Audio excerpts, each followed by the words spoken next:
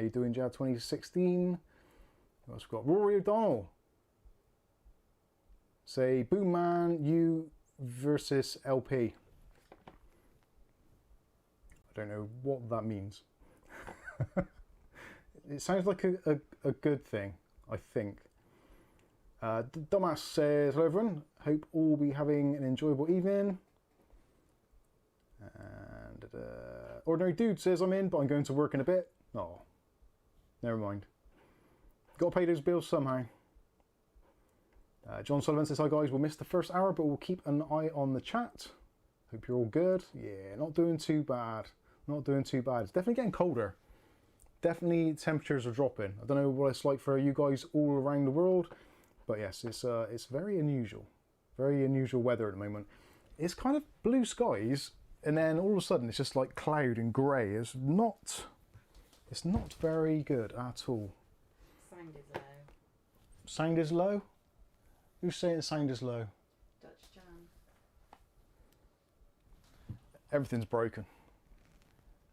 What's the sound setting on? It is a little bit low. I couldn't see it because my cup of tea's in the way. Let's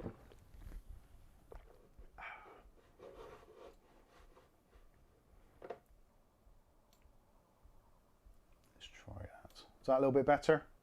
That's boosted slightly. What if the batteries are actually finally going in the microphone? That would be something pretty special, because I think, oh actually no, this is a slightly newer one. It might be where the cat has been biting this cable and it might have affected the actual, that'd be something else broken. Anyway, never mind. Right, Bob says he's in, oh where's the mouse gone now? This is horrendous. Bob's 2 beers in already. Bless you, Bob. Skystalker, good old Skystalker from the Northern Point. Says, how you doing? Hello, kind people. Hope you're doing well.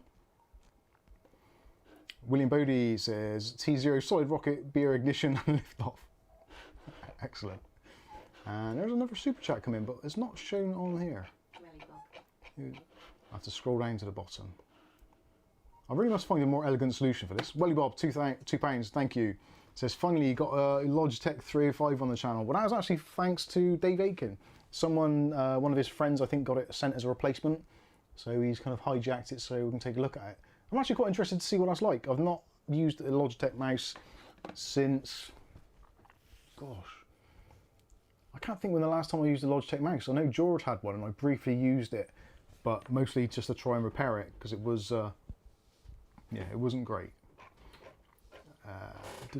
So, where did I get to? I had some, I had a pie and chips for tea tonight, and with lashings of the curry sauce, and I've had a complete carb overload. It's not good. It's not good. Matthew Day has got breaded cod and oven-ready filled jacket potato, not fillet jacket potato. That's a different thing altogether.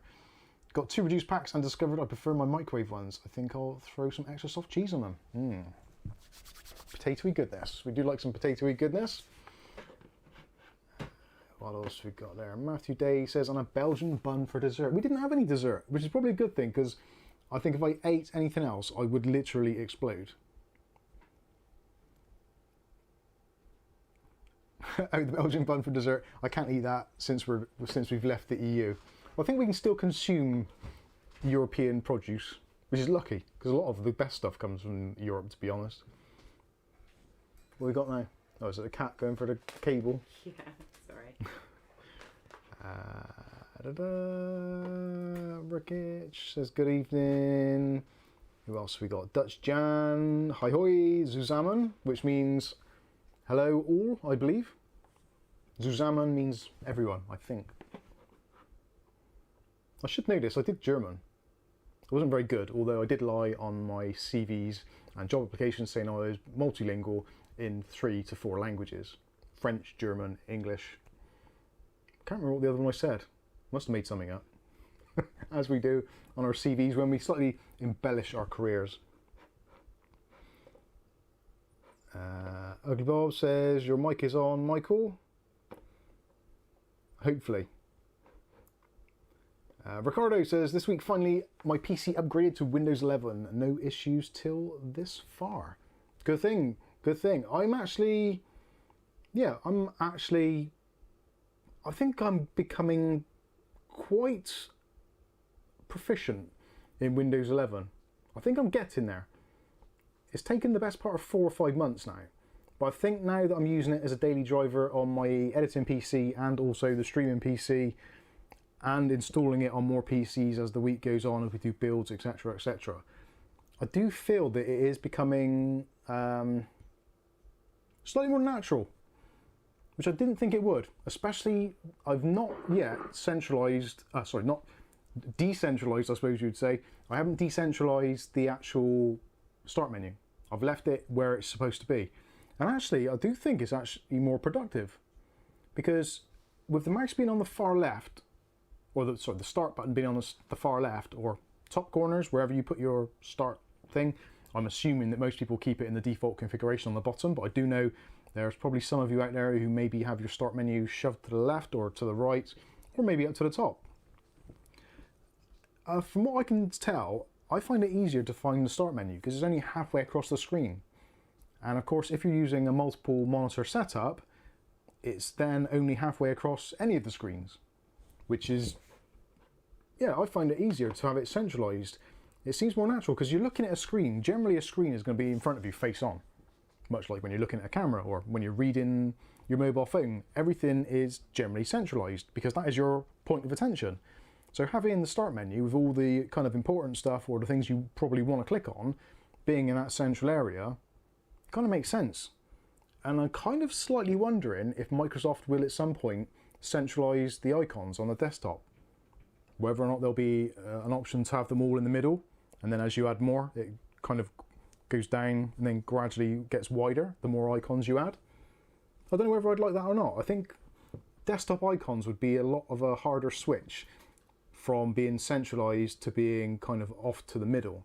Although I have seen some of you guys, when you posted pictures of your desktops in the Discord chat, when we're doing support calls and stuff, I have seen some of you that have got so many icons, it literally doesn't matter if they're in the middle, on the left or on the right, because they're just all over the place.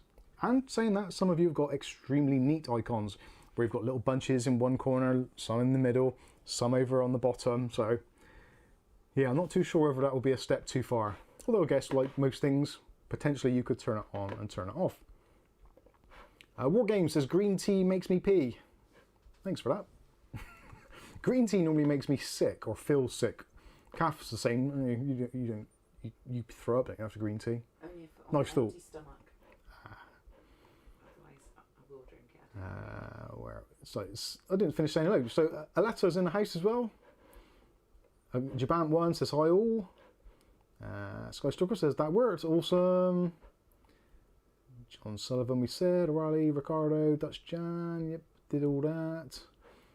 Willie Bob says a bit dark, Mike. It is a little, yeah, hopefully it's okay now. It looks alright. Actually, it still looks a bit...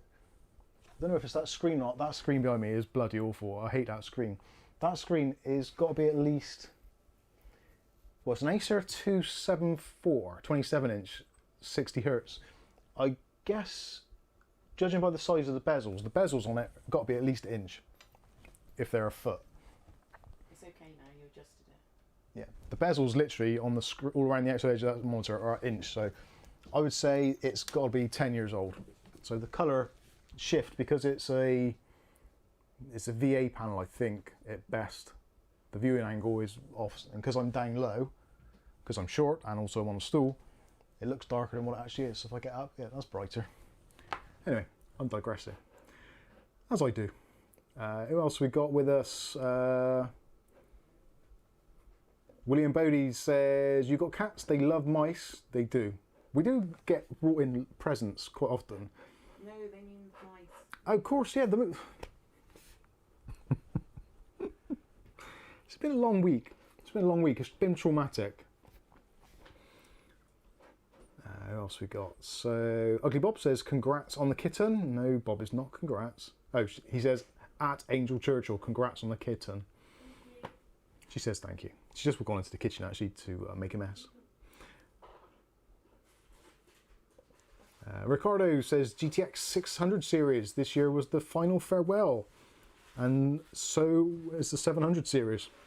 I don't know why they do that. Why do they bother making cards kind of obsolete? It can't be that hard to support things, surely. The amount of, you imagine how many GTX 600 series and 700 series were actually sold throughout the world. Millions, literally millions. I would doubt billions, but certainly millions. And for all those cards to suddenly just become defunct, even though most of them are perfectly functioning, and actually the 600 and 700 series are probably one of the few of the kind of the entire graphics card scheme which actually seem to last the test of time and actually still play relatively well games. It does seem a bit of a waste. Let me know what you think about that in the comments actually. E-waste. Is e-waste becoming a much bigger problem now, especially with Windows 11, obviously making a lot of machines obsolete and all that kind of stuff?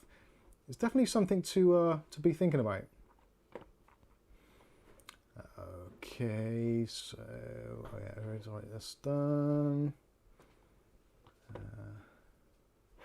Looks like a world without any RGB. Yes, not good, not good. So, Aletta says, I've just finished playing 6 hours of Wreckfest. I still feel like I'm moving. Yeah, like I remember that when I was a younger person. I was going to say a kid, but I probably wasn't a kid. But when you go swimming and then you go home and you sit on a sofa or something and you still feel like you're kind of moving or floating. Very bizarre experience. Not had that for a long time. That happened when I went to Fort Park in the car with that. Rory says, I think you should put the new kitten in a box, then take out an actual unboxing of a kitten. I wonder if that's ever been done. Welly Bob says, isn't it Poppy, not Poopy? Poopy. Yeah, the EY, I don't know why that is. Like, calf is slightly odd. Some of you probably already are aware of this. I don't get the E on the end. I didn't even know our own cats were spelt with the E. I always presumed they were just like normal regular cats, but no, clearly not. And there she is, she's back.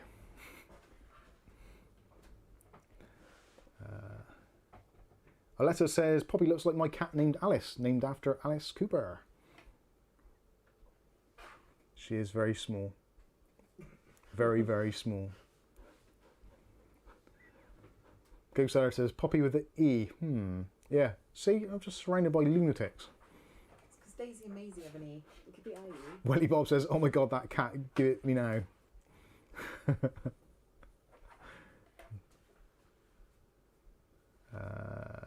Mark Berry's with us, says even Mike and Kath. Paul Bakewell's with us as well. GRGXR says, hey, how you doing? William Bodie says, mix a little Coca-Cola and orange juice with it, warm it up, and it's 10 times better. I still haven't been brave enough to try that, I'll be honest with you. Like I said, this week has been slightly horrendous. So I'm... You can understand where I'm coming from with this. Hopefully the overhead will work now. Where's she gone? No, she's gone. She's gone. Okay. No, don't play with not the electric ones. Oh dear. I feel so old. I really do. Christopher Butts with us says, good evening. How you doing, Christopher? Nice of you to join us on this rather laid back Saturday stream. And I will try and catch up with your comments to see what was going on. Black screen. Is it still black screen? Is it still not working? You're probably way behind. Oh no, it's working now. Just me being stupid. Bob says, yay, working. Awesome, excellent. So that's good, good, good. O'Reilly says, e-waste is a big issue for the future. Plastic a problem, yes, but the plastic from e-waste with cables and ships will be worse with heavy metals, blah, blah, blah. Yes. E-waste is something I'm really, like, I'm not on the kind of the level of like Greta and that. I don't foresee the end of the world scenario, because I think as a race, the human race is kind of a little bit cleverer than that, and I don't think we'd let it get to those extremes. But yeah, we always learn in hindsight. So making things last longer is always optimal. It's got to be. Now, obviously, for those of you out there which are absolute ballers and have got more money than you know what to do with, and basically when you run out of toilet paper, you start using £5 notes or £10 notes if you're particularly a baller, then I get it. You want to just replace stuff because it's new, it's shiny. You only get one life. So yeah, if you've got money, why not buy something which makes you happy? I totally understand that. But on the flip side, having all this stuff and keep on with this constant endless upgrade cycle, which is only being perpetuated by ourselves, being led by people, unfortunately, like me, who are on your screens on a daily basis, showing you latest and greatest things. It's extremely tempting to want to buy these new shiny things. And I get it. I feel that way myself. And I really do have to use some form of restraint. I think if it wasn't for the fact that I actually get sent quite a lot of stuff, I would be buying a lot more.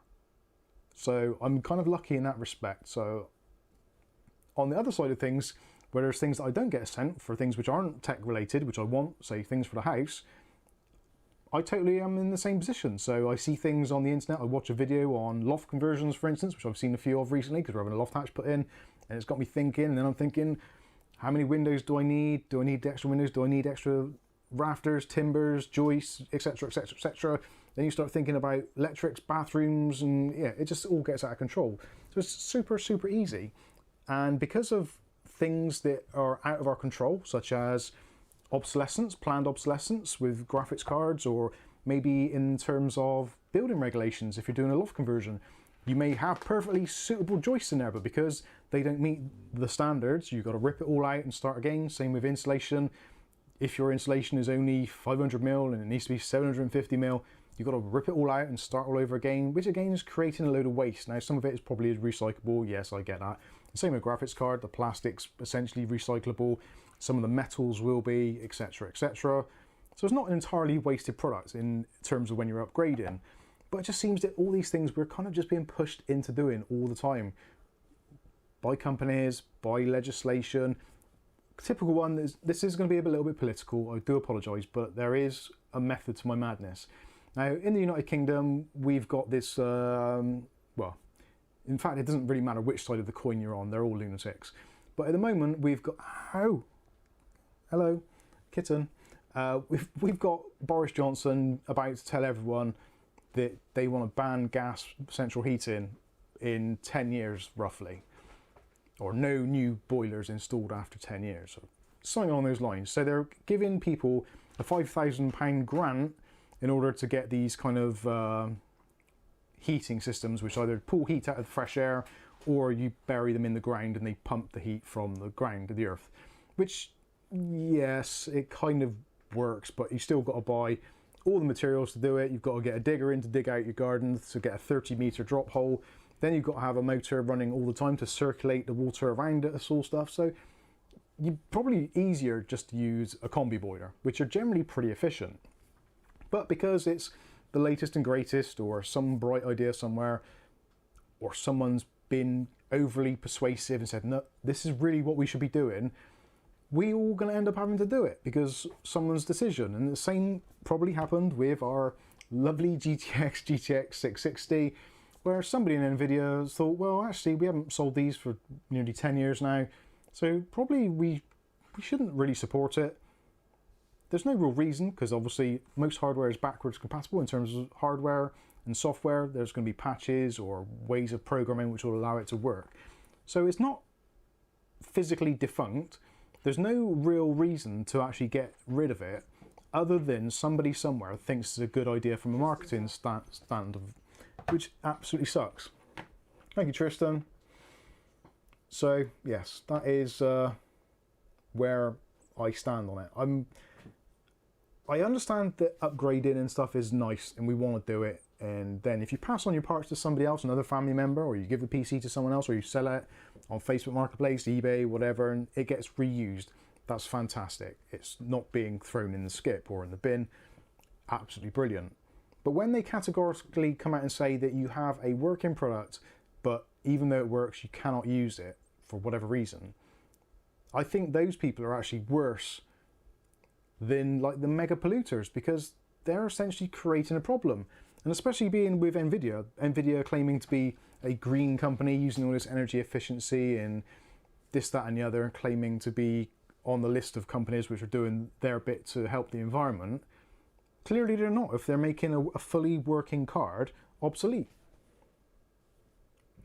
It's like they're saying this with one hand and doing this with the other. It's a pain. Microsoft are doing exactly the same. Bill Gates is actually funding, or part funding, what is going on in England or Britain, Great Britain at the moment, with this kind of £400 million deal that they're doing. So in one hand he's saying, well, yeah, have all these new technologies for heating your home, but your slightly old 4th generation Intel processor can't run Windows 11, so you might as well throw that in the bin. One hand, the other hand. They're not doing the same thing. Very annoying. I don't like it. It upsets me. You can probably understand that. Mark Point says, I'm still rocking my iPhone 7. Awesome. I think Matthew Days, his phone was a slightly older Huawei, which is the P10, which we reviewed a while back. And if it still works, then still use it. Kath's mum's using an old 6S. It's i7. It's my old 7. Oh, the old 7 as well, yeah. So, yeah, it's good. I want my 5. Yeah. Nam says, are you doing a New Year live this year? I don't know. To be honest with you, I haven't even looked that far forward. Because of, actually this is quite handy, I have now got the time and date on both screens. So let's have a look and see what, I can't do the thing from there. That's upsetting. Can't do the calendar. So I'm not too sure. Kath, what is the date of the 1st of, well, the 31st? Christmas Day is Saturday, isn't it? It probably is. What the hell is that cat doing? Absolute lunatic. Yeah, 1st is Saturday. Oh, it's a Saturday on the 1st. Yeah, I will be doing that. Poppy, what are you doing? Right, so yeah, that is my thoughts on it anyway.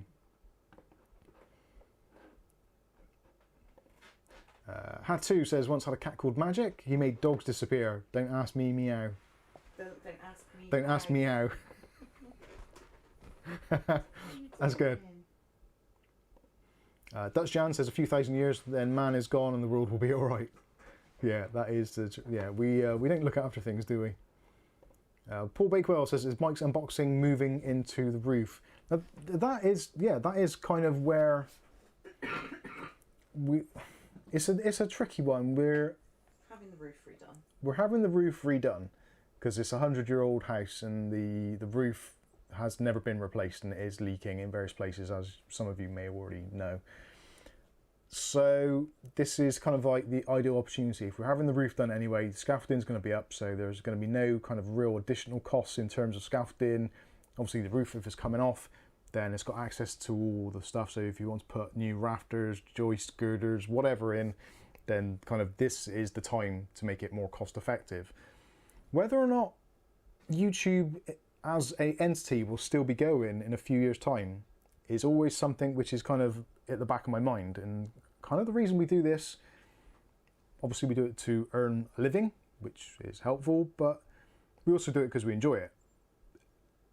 If YouTube as a platform was to disappear, which it's unlikely, I would say, yeah, unlike Tesco's website today, that's another story. But yeah, if for some reason that YouTube just up and went, we would be quite screwed financially, at least for a little while. So to put all of our eggs in one basket is always risky. At the moment, kind of everything's paid for, essentially. So if things do go wrong now, we are kind of okay, but because we've got a bit of saving. If we use that saving to do the loft conversion, then we are at the point of kind of tipping edge. So not knowing what the future holds in terms of the PC industry, not knowing what holds in terms of Google themselves, because I don't know whether you've seen it recently, but there's basically 48 states in America at the moment who are all trying to take Alphabet to court over YouTube's practices. So there could be big changes ahead. You never know what's around the corner. Obviously Linus with his float plane And obviously we've got things like Patreon, which we use as a supplementary thing. They're never going to be as big as YouTube, because YouTube is just a huge Goliath machine. So it's always one of those things you've got to think about. I would genuinely love to be able to convert the loft out and have a nice open space and leave it all set up. So at the end of the day, I can just turn it all off, close the hatch, go to bed, forget about it. But I don't think we're quite at that point where we could justify that expense. I know there's a lot of channels out there with fewer subscribers that have done that very same thing. I think they're very brave, because I would have sleepless nights, and I don't want to have sleepless nights over something which currently, touch wood, I enjoy. I don't want it to turn into one of those things where it's I've got to do it because it pays the bills, and it's kind of, yeah, you know what I mean. You know what I'm trying to say. Anyway, getting off that subject, Welly Bob says, I change my phone yearly, however my older phones are passed down through the family. Currently Xiaomi M11, definitely not bloody iPhones. I'm guilty. I bought an iPhone XR when they came out pretty much, but I'm still on that iPhone XR, so it went 10, then the XR, 11, 12, 13, so yeah, we're probably about 4 generations old. We've had about 4 years, I guess. 2019. 2 years. It seems like a lot longer. Well, you had yours about, I don't know when they come out, I suppose September. Yeah. And I had mine for Christmas that same year, didn't I? Yeah. Dead Inside says, nah, Tesco's website is a scam, rather upset to be fair. What, is down being a scam? I think it's just dead. Mark Berry says, National Grid will need more capacity to run all these electric pumps then. Yes, and then also to charge all the electric cars which we're supposed to be driving. The National Grid has not got the capacity for us all to switch to electric for heating and for driving. Just simply hasn't got the capacity. It hasn't got the capacity now. So if the more people would switch to that, it's a recipe for a disaster. Dave Field says, great video on the Lianli 215X. Bought one and made a budget unit with new and all parts. Sold the next day. Excellent news. The Lianli 215 is a great case. I do like that case, that whole style. I really do. Dutch Jan says, I'm sick of all the ads on YouTube. Yeah, unfortunately, that is the nature of the beast with YouTube. The only reason that YouTube isn't a pay-for subscription service, such as like your Hulu or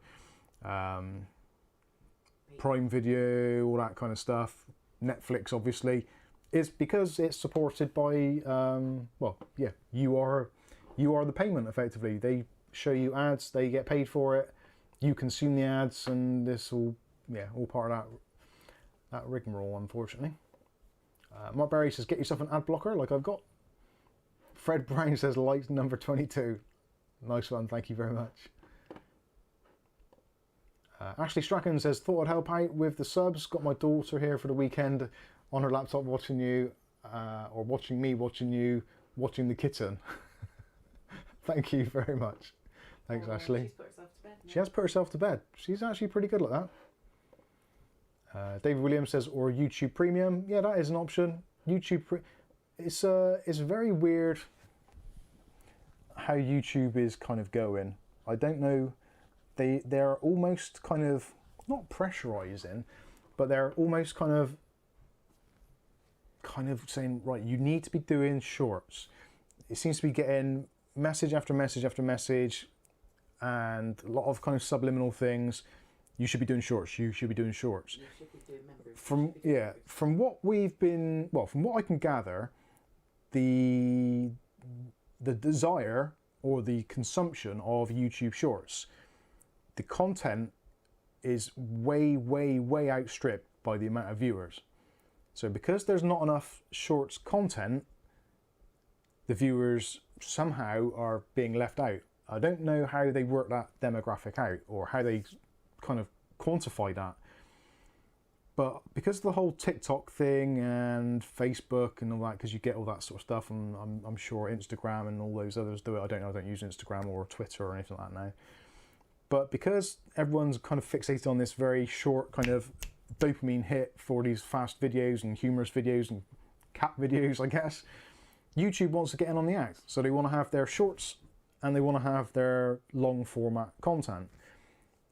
So they're kind of making it so that they're always suggesting that you should be doing this because it gets views or whatever. And it's like, well, shorts is kind of rubbish.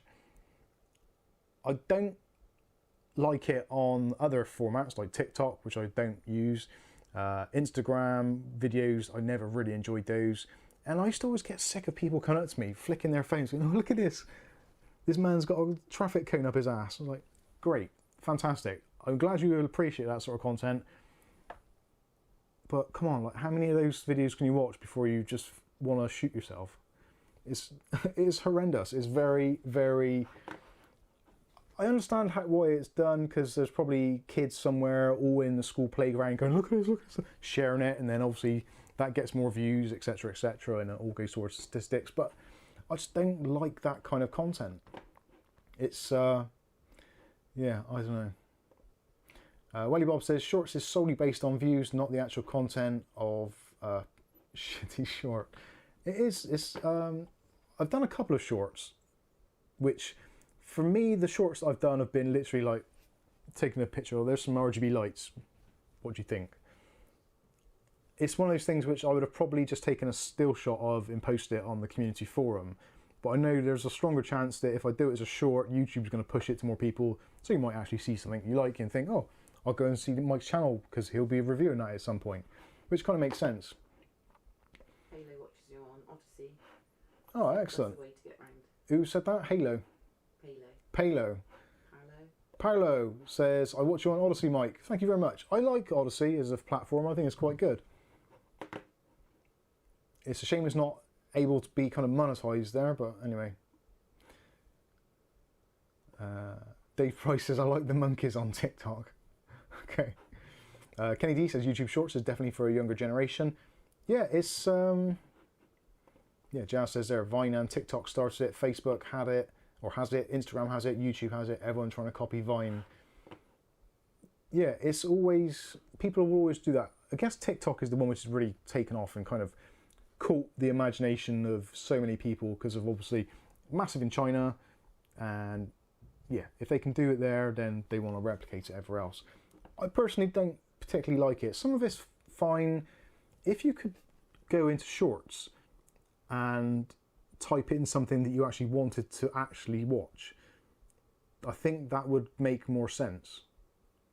So if you typed in on Google, I don't know, NVIDIA driver fix short, that would be great, because then you'd know if there was a quick and easy fix for the problem you were trying to solve, or how to inflate a car, or how to remove a car tire, or how to remove a car wheel short. That's great, because if you're in a hurry and you're at the side of the road and you actually need to get some information, you're like, oh, all right, okay, great, excellent. 30-second video, I know how to do it now, brilliant. You don't always want long format content when you're trying to do those sorts of things. Now, I guess that's a massive niche, and it isn't really that entertaining. It's more for kind of educational use, which I guess they're trying to edge away from. But I think that's what they need. They need some form of search on it, rather than just like, this is the people you subscribe to, this is the shorts. Bleh, bleh. It's just like puked out on you, and you've got no real say in what it is. But because it's quick, it doesn't matter, because it's like, okay, there's a few seconds gone, and we're on to the next one, and we're on to the next one, and we're on to the next one. Before you know it, it's like 25 minutes have gone by and you've done nothing, and you're just like, oh, brain dead. Anyway, never mind. Blake Count Cliff says, yeah, 1 minute clip putting AMD CPU in clip from the main video, etc. Yeah. He said I think that's, you should use it to promote your main channel. Yeah, it can be used to promote the main channel as well. That probably is a good way of doing it. And I think that would be a way of doing it, which would kind of make sense. Cosmic Space Muffin. Winter is coming. I packed my shorts away. Yeah, I wish I could. I was quite excited when they said about YouTube Shorts. I was thinking that's actually quite a cool thing for some creators. There's definitely some content which you want to do quick, but I'm sure that can't be doing the view and watch time any good. Anyway, William Bodie says, your short videos don't appear in the show up thing. Yeah, that's the thing is, I think potentially that the shorts that are shown will probably only be, if you, for a smaller channel like this, unless you actually search for shorts from us, you probably won't ever see them, because it'll be all those kind of 1 million, 2 million, 3 million subscriber channels, because they know this, like, oh, everyone's interested in this, let's fill your screens with that.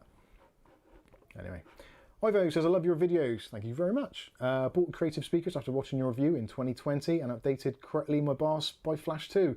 Very useful content. Thank you. That is what we aim to do. We aim to be a repository or suppository of useful information, so you can either use it or stick it up your ass. That was a good one.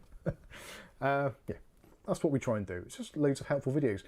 The unboxings and stuff are interesting, but I think the real kind of the meat of the channel is the how-to videos, because that is what... We've let them slip. Yeah, we have let them slip. But then it's probably a good thing, because there's things that we haven't needed to do. So either Windows and Android and iOS are getting better, or it's just the same problems which still exist now 5 years on, which I think is probably the more accurate statement. Ashley says, to be honest, your Boss update for Tom Hawk video helped me tons. That sort of short would be great. Yeah, that is something, if they... I don't know why, for some reason on my phone I can only do a 15-second short. It won't let me do anything longer than that. I don't know why, whether it's because it's still kind of in beta, but who knows. Fred Brown says, Forza Horizon 5 is coming out soon. I've never really enjoyed Forza Horizon. I don't know why. I don't feel that the handling is kind of realistic enough.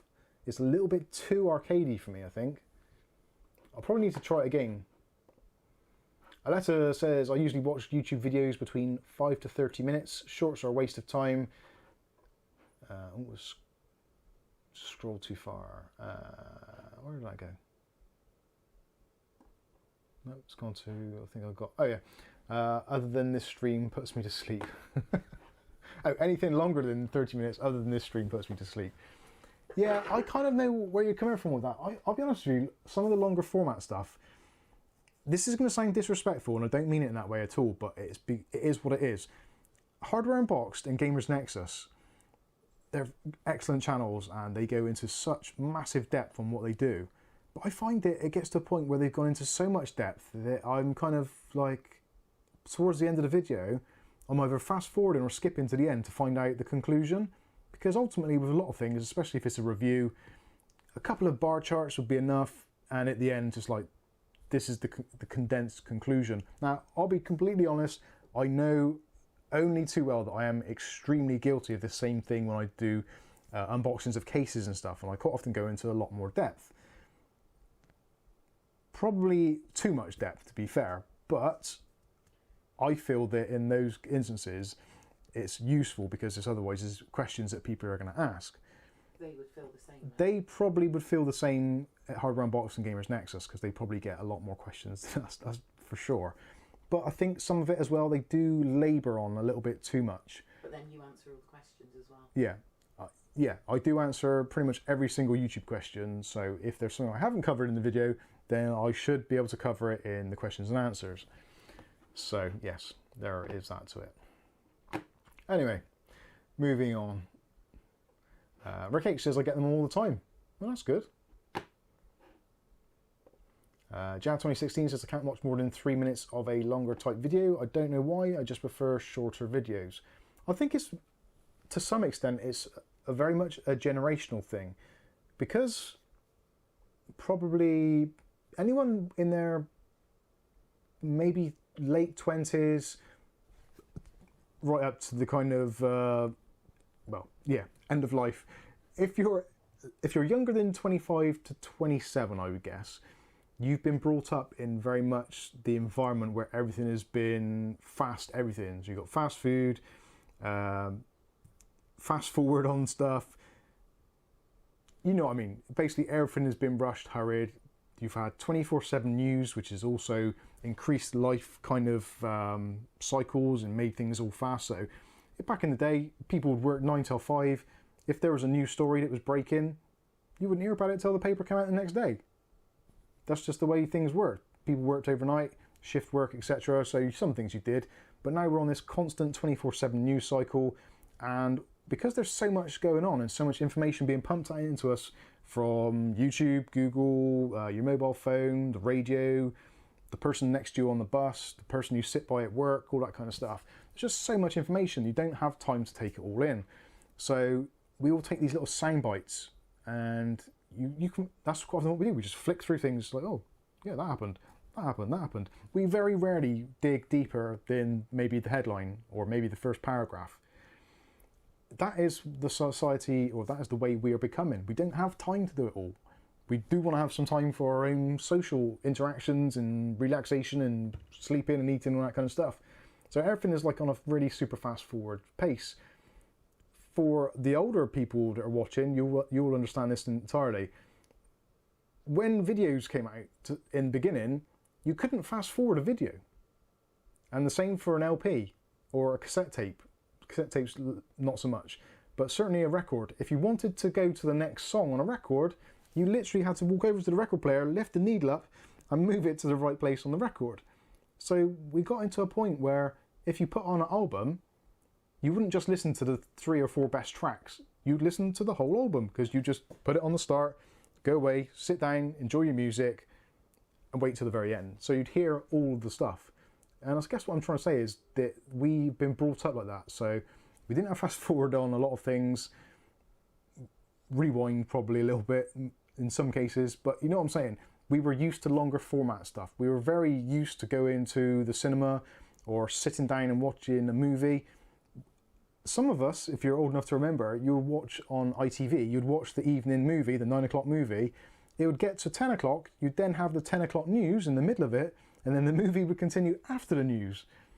I don't know if that's still a thing, but I can't imagine many people in a much younger generation putting up with that, because they're so used to watching on faster speed, flipping to the next one, getting the next episode quick, like Netflix quite often, and sometimes on Prime, you can get a whole series just downloaded in one go, rather than waiting a week for the next episode. And that is, everything is just like super fast forward, and I think it's playing more and more into the hands of that. So it is definitely a generational thing, is what I was trying to say. Ugly Bob says, I watched Gamers Nexus at 1.5 speed. Steve sounds like a smurf. Yeah, I can understand that. Oh dear. O'Reilly says, I live 9 till 5. What's the time now? And my second life, 5 till 9. Yeah, there's a lot of people doing that as well. Matthew Day says, I watch most YouTube at 1.5. It does happen. It does happen.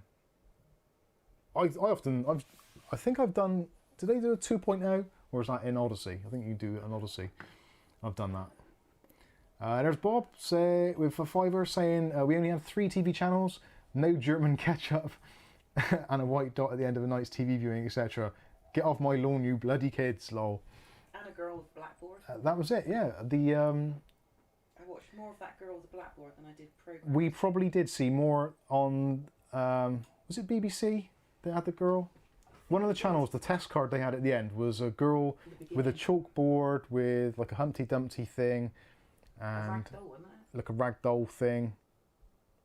Yeah, you'd have to see it. Anyway, there was a test card that used to come up and you'd get the...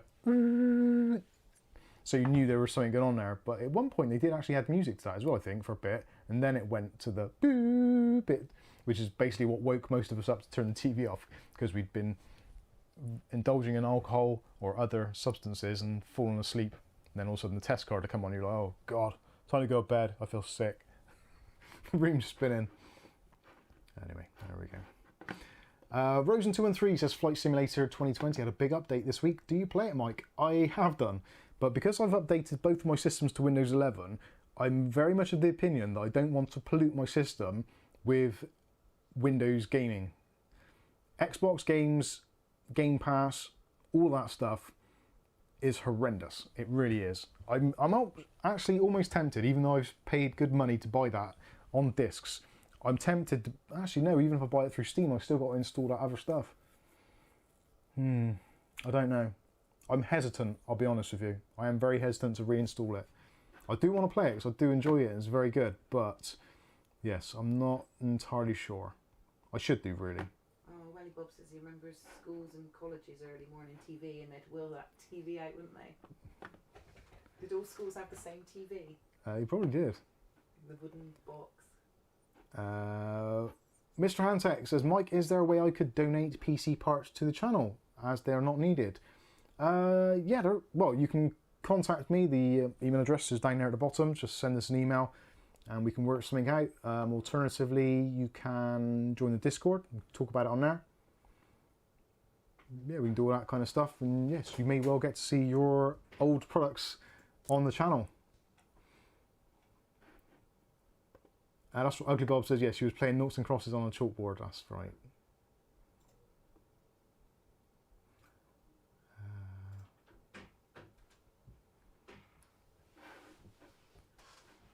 Andrew C. BBC. Is that actually Andrew C. from the BBC?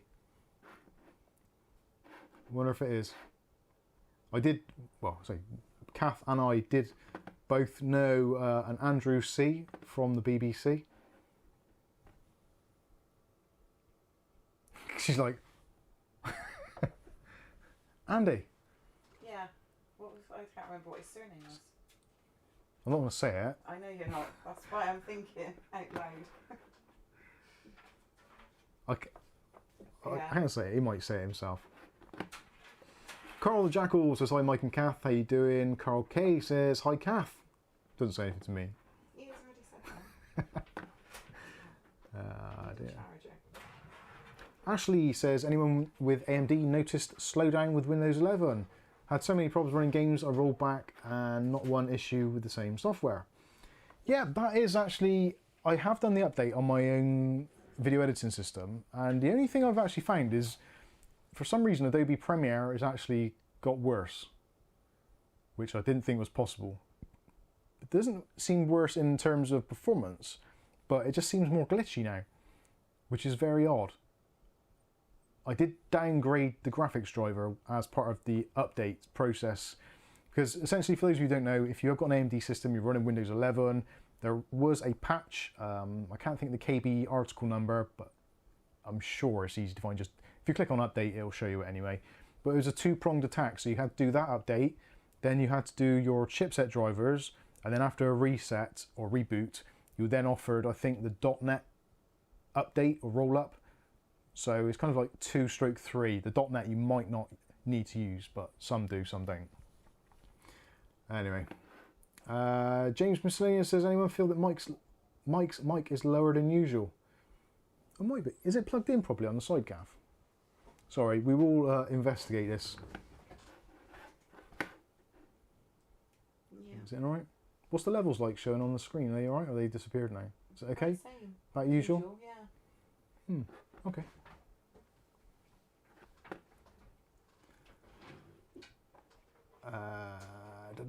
Where do I get to?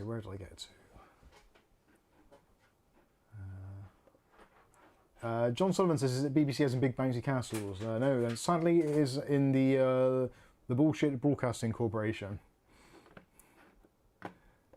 The BBC is too left wing and woke nonsense. The BBC is just weird. It really is weird. It's one of those really, really strange places which, unless you've actually worked there, you don't understand how weird it is. If you've ever watched Ricky Gervais, The Office, imagine The Office basically in a TV studio. That is essentially what it's like. That is almost a documentary, it really is. It's a very, very weird place. Very ass-licky. Yes, very, very strange.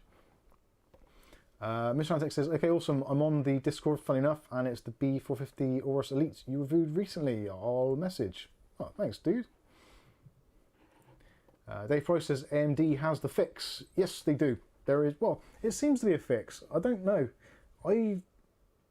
I think I'm probably quite lucky in terms that the system that was behind me didn't appear to have any weird issues with it. It didn't seem slower. It seemed about the same. In fact, it seemed a little quicker, bizarrely. So I think if you watch some of the older streams, you'll notice that I said it quite a few times, it seems faster to me. I don't play a great deal of games. I'm mostly using the system as a tool. But certainly things that are benchmarking, I was Rocket League, CSGO, Wreckfest, probably Far Cry, those kinds of things. So a pretty good spread of games, and I never really found it to be an issue. I didn't compare directly. I should have done that. I should have done benchmarks before and after, just to see if there was a difference. But at the time, it was kind of like, well, almost expected, because there's two operating systems. It's going to be glitchy anyway, so I figured, why waste my time doing that? If it's going to be drastically different, I'm going to feel it and I'm going to notice it, but I didn't. And it seems that mostly the people that are having those extreme problems are ones that have done updates from 10 to 11 rather than going as a fresh install, which really, even looking back, if you went from Windows 7 to Windows 10, that was never a good thing anyway. So yeah, it's kind of expected. My video editing PC is a Ryzen 9 3900X, so it's got a lot of cores, it's got quite a lot of power. So if you're losing only kind of 5 to 10, maybe even 15%, you're probably not going to notice it a great deal anyway. I've not really noticed the frame rates dropping drastically or any more than what I would expect. And quite often I do play games with the adrenaline thing down the side showing the frame rate. So normally I can tell. I quite often have FreeSync turned on, and it's 165 Hz panel. So it's rare that many games go over that anyway, because it's 1440p with a 5700 XT. So I very rarely go any higher than the monitor's refresh rate anyway. Maybe CSGO, Rocket League possibly. But generally they stay within that kind of band anyway. So yeah, I've not really noticed it. And they do say that if you are running super high refresh rates or super high FPS, like 200 plus, then you're more likely to notice it, because obviously the difference between 240 and 220 seems more noticeable than what it would be if it was kind of 57 to maybe 55, if you scale things up and down. Techness Corner asked, have you streamed on Windows 11? I have a dual streaming setup and I'm worried. Yeah, Techness Corner. This is Windows 11 now that we're streaming on. There has been an issue, and that was my problem. My biggest problem is the fact that because I take all this apart every single day, so once we finish filming, everything gets packed away. Apart from the PC, that stays there, but all the cables, everything get packed away. So what I quite often do is I plug in, say for instance, the capture card, which is the HD60S. I plug that into one port, and then I plug in the USB video capture, which is for the overhead camera. I plug that into another port. And quite often I'll plug those into different ports when I set up the stream again, because it's kind of like, oh right, it's time to stream, plug everything back in. And quite often OBS won't recognise the fact that it's the same thing but in a different port.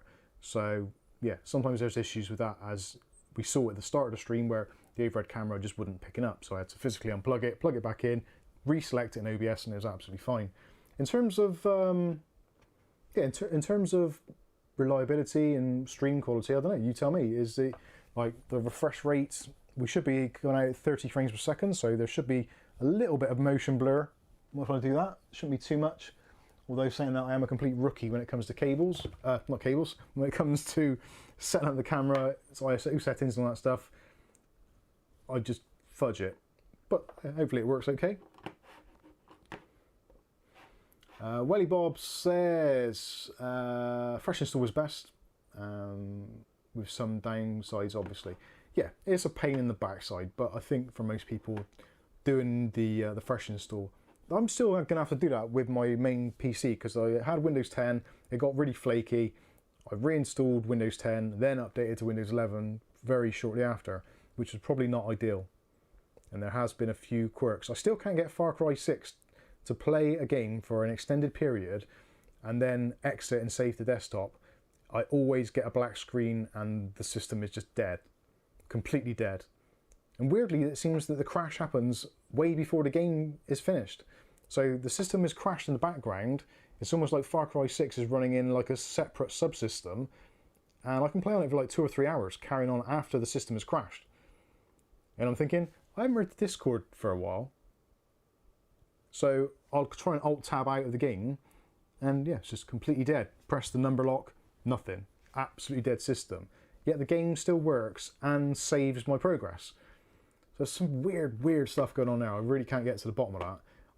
I've spent probably best part of 2 weeks trying to work out what is going on there. But yet bizarrely, I've installed it on my Intel system here.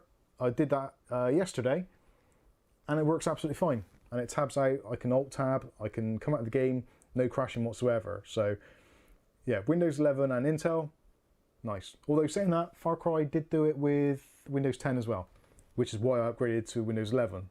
So it's no surprise. I probably just need a reinstall. I will do it. I'll find out. James Miscellaneous, you're very kind, says the stream looks great. Sometimes it's a little dark, but consistently good. Oh, thank you. Paolo says perfect picture and sound. Well, thank you very much. I always think to myself, because I can see the stream on Kath's monitor, and it looks absolute rubbish. I don't like it at all. It looks awful. I very rarely watch the streams back either after. Sometimes do, not often, but I sometimes do. And I don't always think it looks as good as what it could do. But hey, as long as you guys are happy, that's the main thing.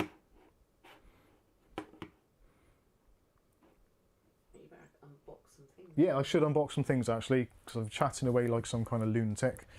Right, what should I start with?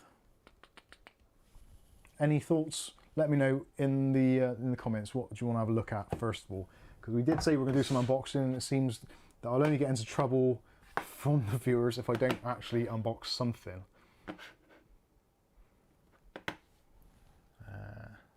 No worries, Techness. Happy days. Craig Andrew Brown says, thanks for your help in Discord when I was assembling my PC. It's all up and running now. Oh, excellent. Craig, I'm glad that your PC is up and running. I'm trying to look for the comment. I can't see it in there. It's near the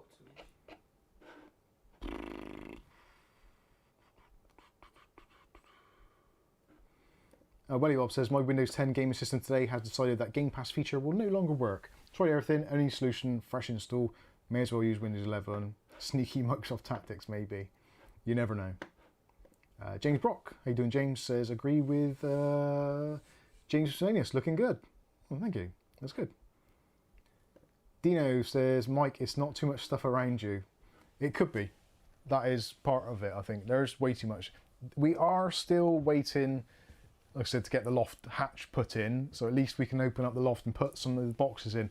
Because literally, like, there's a couple of you viewers who have actually been here and have seen what is going on here. The size of that keyboard box. What's that?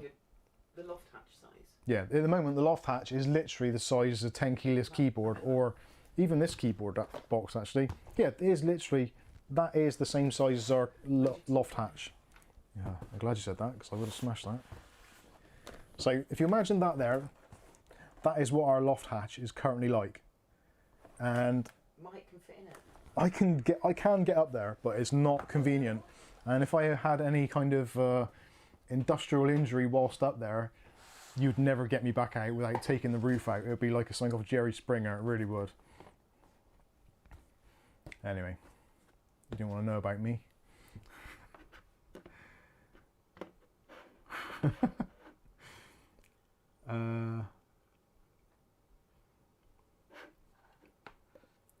Adam from the Blind Divide, how you doing, Adam? What's with the curry ketchup? That is a kind gift from one of our overseas viewers, which is absolutely amazing. The cat doesn't like it. It's probably weird. Poppy, do you want some curry sauce? She says, no, I'm a cat, you fool. What is she doing? Are you going to sleep? She wants to go sleep on the desk. Right, I'm going to get that out of the way actually in case I knock it over, which is highly likely. Right, let's take some of these things out of boxes because it's just not good. James Brock says, well-behaved kitty. It's just, yeah, she's very, she's actually very well behaved. Yeah, she puts herself to bed at night because we kind of lock her in because we've got a cat flap which we don't want her to escape through because she's still very young. But yeah, she puts herself to bed, and if she's tired, she'll do that. And yeah, she's a very good cat. Potty trained, well, not potty trained because cats don't use potties, but litter trained and all that. Yeah, she is very good, which is a good thing because otherwise she'd be get out. Craig Andrew Brown says, nice cat. Thank you. It's looking for the mouse. It is, and I should be looking for the mouse myself, Steve. O'Reilly says, unbox the G305. I'm guessing that'd be that one then. So it's nearest, so let's take a look. So Logitech Mice. I've said this earlier in the stream, and for those of you that have just joining us now, I haven't used a Logitech mouse in so long. It's been ridiculous. Apart from about 3 seconds ago when I used this one, but I don't class this as obviously it is branded. It is a Logitech mouse. This is the M220, which is part of the MK295 combo set. But this is one of those. It's not a mouse.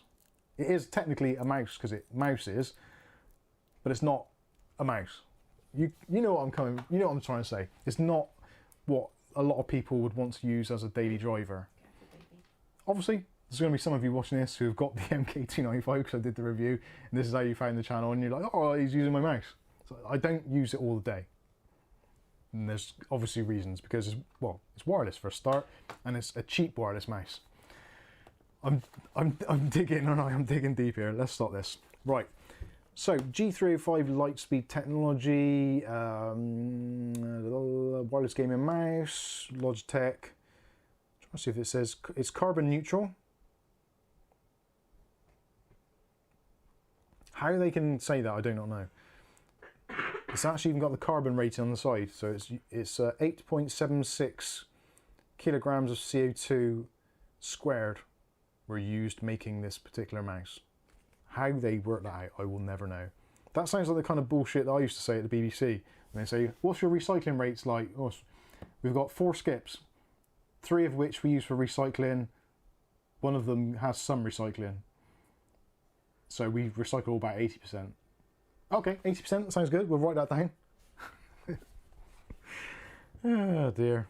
Completely, just a figure out the top of my head. Yeah, that'll do. Right, so this has Lightspeed technology, the Hero sensor, which is up to 12,000 DPI. That's pretty decent. It's got a 1 AA battery, which can last 250 hours? No way. It takes a battery and it lasts 250 hours.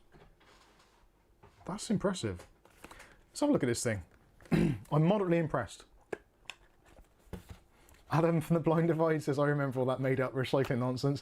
Adam was actually there to validate that that story happened. It was an actual thing. Oh dear.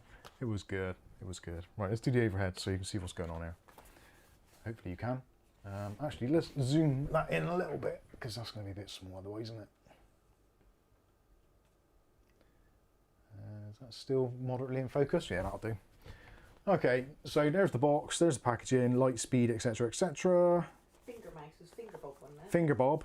That sounds really wrong when you say that to lovely Bob. G305. So, what else do we get now? So we have a thing which tells you how to put a battery in. That's handy. How to connect the receiver, blah blah blah. How to use it wired. I'm guessing you can use it wired. It says kind of you can. Oh, it comes with a battery.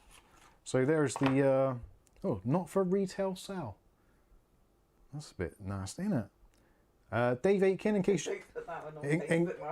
in case you're watching, David, this will be replaced with one of Tesco's finest. Don't worry, I'll keep that for one of my own devices. I'm only joking. What else do we get here? So play your way, blah blah blah. Yep, that's all very good. A Logitech G sticker for all the G's out there, and some Logitech waste of paper. Now that they could have just done as a QR code, surely. Unless, I guess, right, these things like this is the typical bureaucratic nonsense that we have to put up with. This is a waste of paper, quite simply. Oh, cheers, Bob. It's pointless. That could be just a QR code. So if you want to know the recycling details and all the stuff, just scan a code. Obviously then you need a computer, a server somewhere to host it on. So yeah, potentially I suppose that is beneficial in some way. But anyway. There. Right, let's have a look at the mouse itself. That could have been done in paper. So yeah, that is the very, very traditional Logitech style mouse. Look at the back, it's got a radiation warning too. Yeah, it probably has. Warning, this product can cause cancer in some states. So it's actually quite light. I was expecting it to be a little bit heavier. It's very, very plasticky. It is. I don't even know how much this is. I'm guessing this is towards the kind of mid-range of their mice. I don't know. Not sure. Not sure at all there. But yeah, it is plasticky. And in fact, I would say in terms of actual build quality and feel,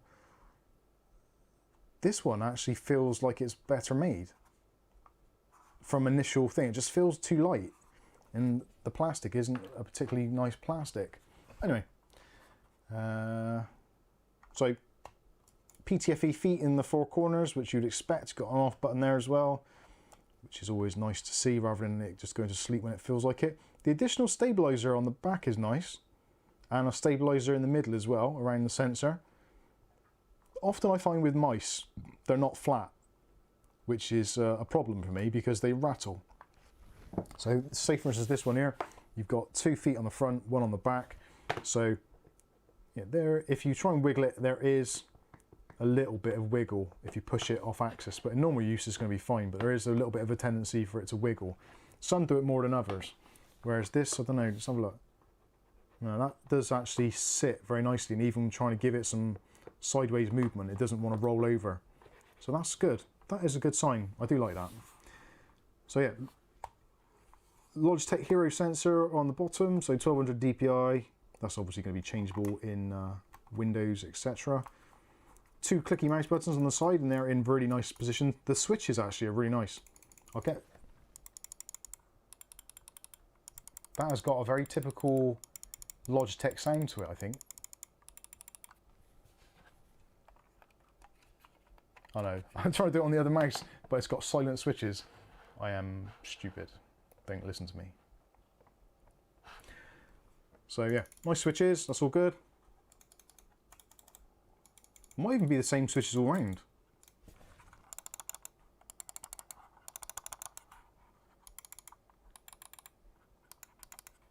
The back one echoes a bit more than the front one. They do feel nice actually, got nice actuation points on them. Middle mouse button for changing DPI. That might even be the same switch as well. They all sound very, very similar. The wheel has got... No, that's got a different switch. So that's the middle mouse. Left click, right click. Middle mouse.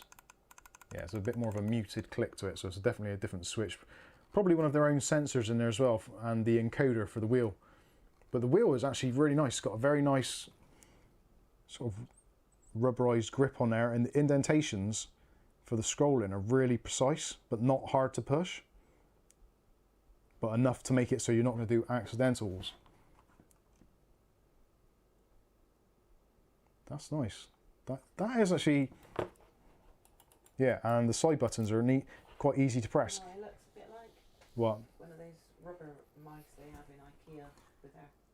Oh yeah, it does. Yeah. Computers. If you imagine if you went into IKEA and you picked up one of their display mice that they have in their like mock-ups, this is what this actually feels like. Is that kind of lightweight, hollow feeling? It is very, very light. I would, yeah. This tiny little M220 mouse is almost double the weight of this. Granted, there's a battery in this. There isn't a battery in this. Talking of battery, let's open up the back there and see. So that's where your battery goes in, and you've got the storage compartment, which is... They make these storage compartments horrendous these days to actually get the mouse out. Oh my god. Why do they do that? It's not a toggle one, is it? No. Yeah, why do they do that? They make it so that the receiver is almost impossible to pull out. Oh, 'Cause you bite Jesus. nails. No, it's just in there too tightly, and it hasn't got any. It's the typical Logitech kind of unifying receiver. Although saying that, it might be a G series one that you can program. I need to look into it a bit more really, but it's a really small receiver. And yeah, battery goes in the middle. So which Bang way? the mouse on the table to get it out. I don't banging the mouse on the table. I don't think it would. It is in there like properly solid. No, actually, tell a lie, it does come out a little bit. So yeah, maybe it would wear down after a while and pop out a little bit easier. Sorry, just reading the comments there, you filthy pervs. So yes, it's all right actually. I've never been overly keen on Logitech mice. Oh, that's the plastic, but this is weird. The plastic feels like it's definitely like recycled plastic. I think that's an oxymoron there. It's definitely plastic recycled. I think. You know what I'm saying. And it's actually got the little bit of sponge in there, so that if the battery pops out, it kind of holds it in place a little bit. So yeah. This corner's off. What's that? Techness corner's off. Oh, cheers, Techness. So yeah, I've got to be honest. Now with the battery actually in there, yeah, there's not much between them with the battery in. I wouldn't say that is necessarily a particularly lightweight mouse, but yeah, it feels sturdy. It feels good. I do like the scroll actually. I could use this. Well, I'll spit it out in a minute. I could easily use this as a daily driver. I think the weight is. The centre of gravity on it's quite low. Yeah, feels it's all right. I'm not too sure how much this costs, but I'm gonna have to look it up. But not bad. And actually, I think somebody said $30 $30 to $40. to $40. Be hell, damn, that's expensive. Logitech G something oh something. G305. So you do actually get in there as well a wireless extender. See, that's got to be another waste of plastics, because surely the wireless dongle thing has got to be long enough to be able to give a signal without having to necessitate a whole kind of, what's that, 1 meter extension cable. Like, that's a waste of stuff right there. And like designing that plastic so it sits on your desk, now it's good. Don't get me wrong, it's good that it's designed to fit on your desk and aim the receiver kind of straight at you. But it just seems like you're trying to do, again, this is the same thing. You're giving in one hand and you're taking in the other. So you're putting your credentials on the side saying, yeah, we're thinking about our carbon footprint. Yeah, you might be thinking about it, but you're bloody adding to it. You got half a tree worth of paper there telling you about stuff that nobody ever reads. Like important safety, compliance and warranty information. Nobody ever reads that, ever. Never ever gets read. It just gets chucked away or put back in the box. That's a waste. The sticker, absolutely pointless. That is basically you advertising for the company by putting that sticker on your laptop or wherever, which I'm guessing that's where they want you to put it. This extension cable, that in itself is a huge waste because it's just a USB extension. If you needed one, you could buy one. You don't have to have one. I would imagine probably 90% of the people buying this are never in a million years going to use that. They're just going to pull the dongle out of there, stick it in the side of the laptop, or they're going to stick it in the top of their PC and be done with it. Let me know in the comments. I know I'm whinging. Have anybody of you in the chat right now, Have anybody of you? you know what I'm saying, have any of you actually had to use one of these, or have you even just used one out of convenience? I'm imagining no. Anyway, I'm going to pack this back away now before I get too upset. And like there's another thing, like more wasted cardboard. Advertising. If you want to reduce your footprint on the stuff that you do, fine, do it. But don't make out to the rest of the world like you're doing us all this big favour by keeping an eye on your carbon footprint when clearly you're adding to it. Assholes. Anyway, as you can tell, I don't have much time for people like that. If they're doing a genuinely good thing, fine. But you're polluting the environment regardless. Don't try and make out that you're not.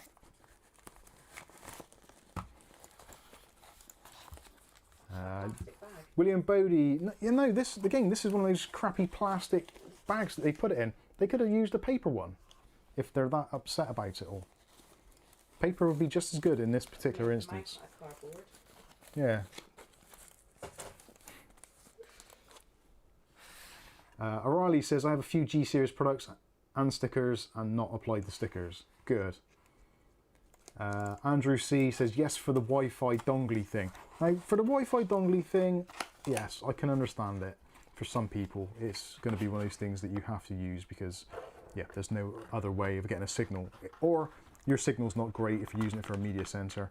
But it's one of those things that if you do need it, surely in this day and age, you could just go and buy an extension cable rather than having this extra stuff. I don't know, maybe I'm just getting old and miserable. Or just fed up of being told what to do all the time by the government and all these bloody things, only for them to do what the hell they like anyway. Hey ho. Right, so that is that one. Let's go back to the main camera for a bit and let's have a look at some of your questions. Matthew Day says my webcam is on an extension and also Wi-Fi dongle on an extension. Okay, so there are some of you doing it. I stand corrected. I'll be honest with you, I use an extension almost on a daily basis, but it's one that I purchased myself because I need it to go from there so I can power keyboards and mice on the desk when I'm filming B-roll and stuff so you can see what it looks like.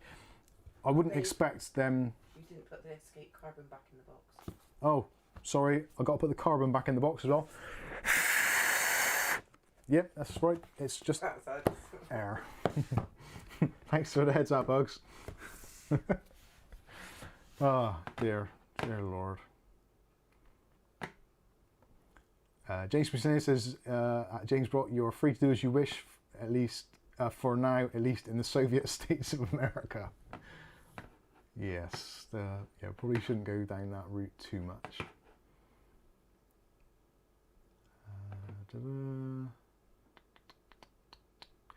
O'Reilly says, I keep cables like that as USB extension cables. Yeah, for that sort of thing, it's fine.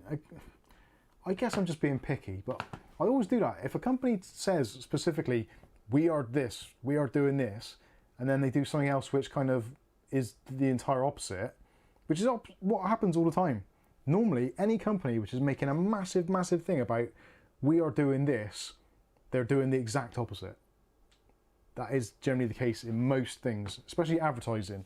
Any company that advertises and says something, they're doing the exact opposite in reality. Okay, let's take a look at a pair of headphones. Yeah, they want They don't want that? Sharkoon Light 2S next. Okay. Or the big box under all the mice. That one and there is a keyboard and mouse set from Havit. So we'll take a look at that shortly. Actually, have a quick slurp of tea.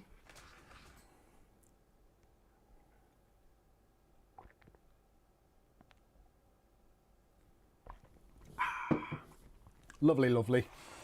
Right, next one up. This is from William Bodie. Sharkoon's Light 2S. Did I get it right? Yes, Light 2S. I think I said in the reviews I was calling it the Light S2. But yeah, it doesn't make much difference. You get the general idea. So this is a lightweight gaming mouse, as you've probably gathered by the box. RGB lighting. Lightweight, only 78 grams, so it is a particularly light mouse. And best of all, for lefties like me, in the digital sense rather than the political sense, I am happy to see a mouse which fits both left and right-handed individuals. Look at the instructions on the back. I think it says pretty much more of the same. So yeah, lightweight gaming mouse with RGB illumination, symmetrical design with thumb buttons on both sides. So if you're one of those people that likes the Corsair M55 RGB, for instance, which is actually a really good mouse, this could potentially be a good replacement for it, because if you've ever had a Corsair M55 RGB Pro mouse, you'll know that every now and then the USB just stops working for no apparent reason.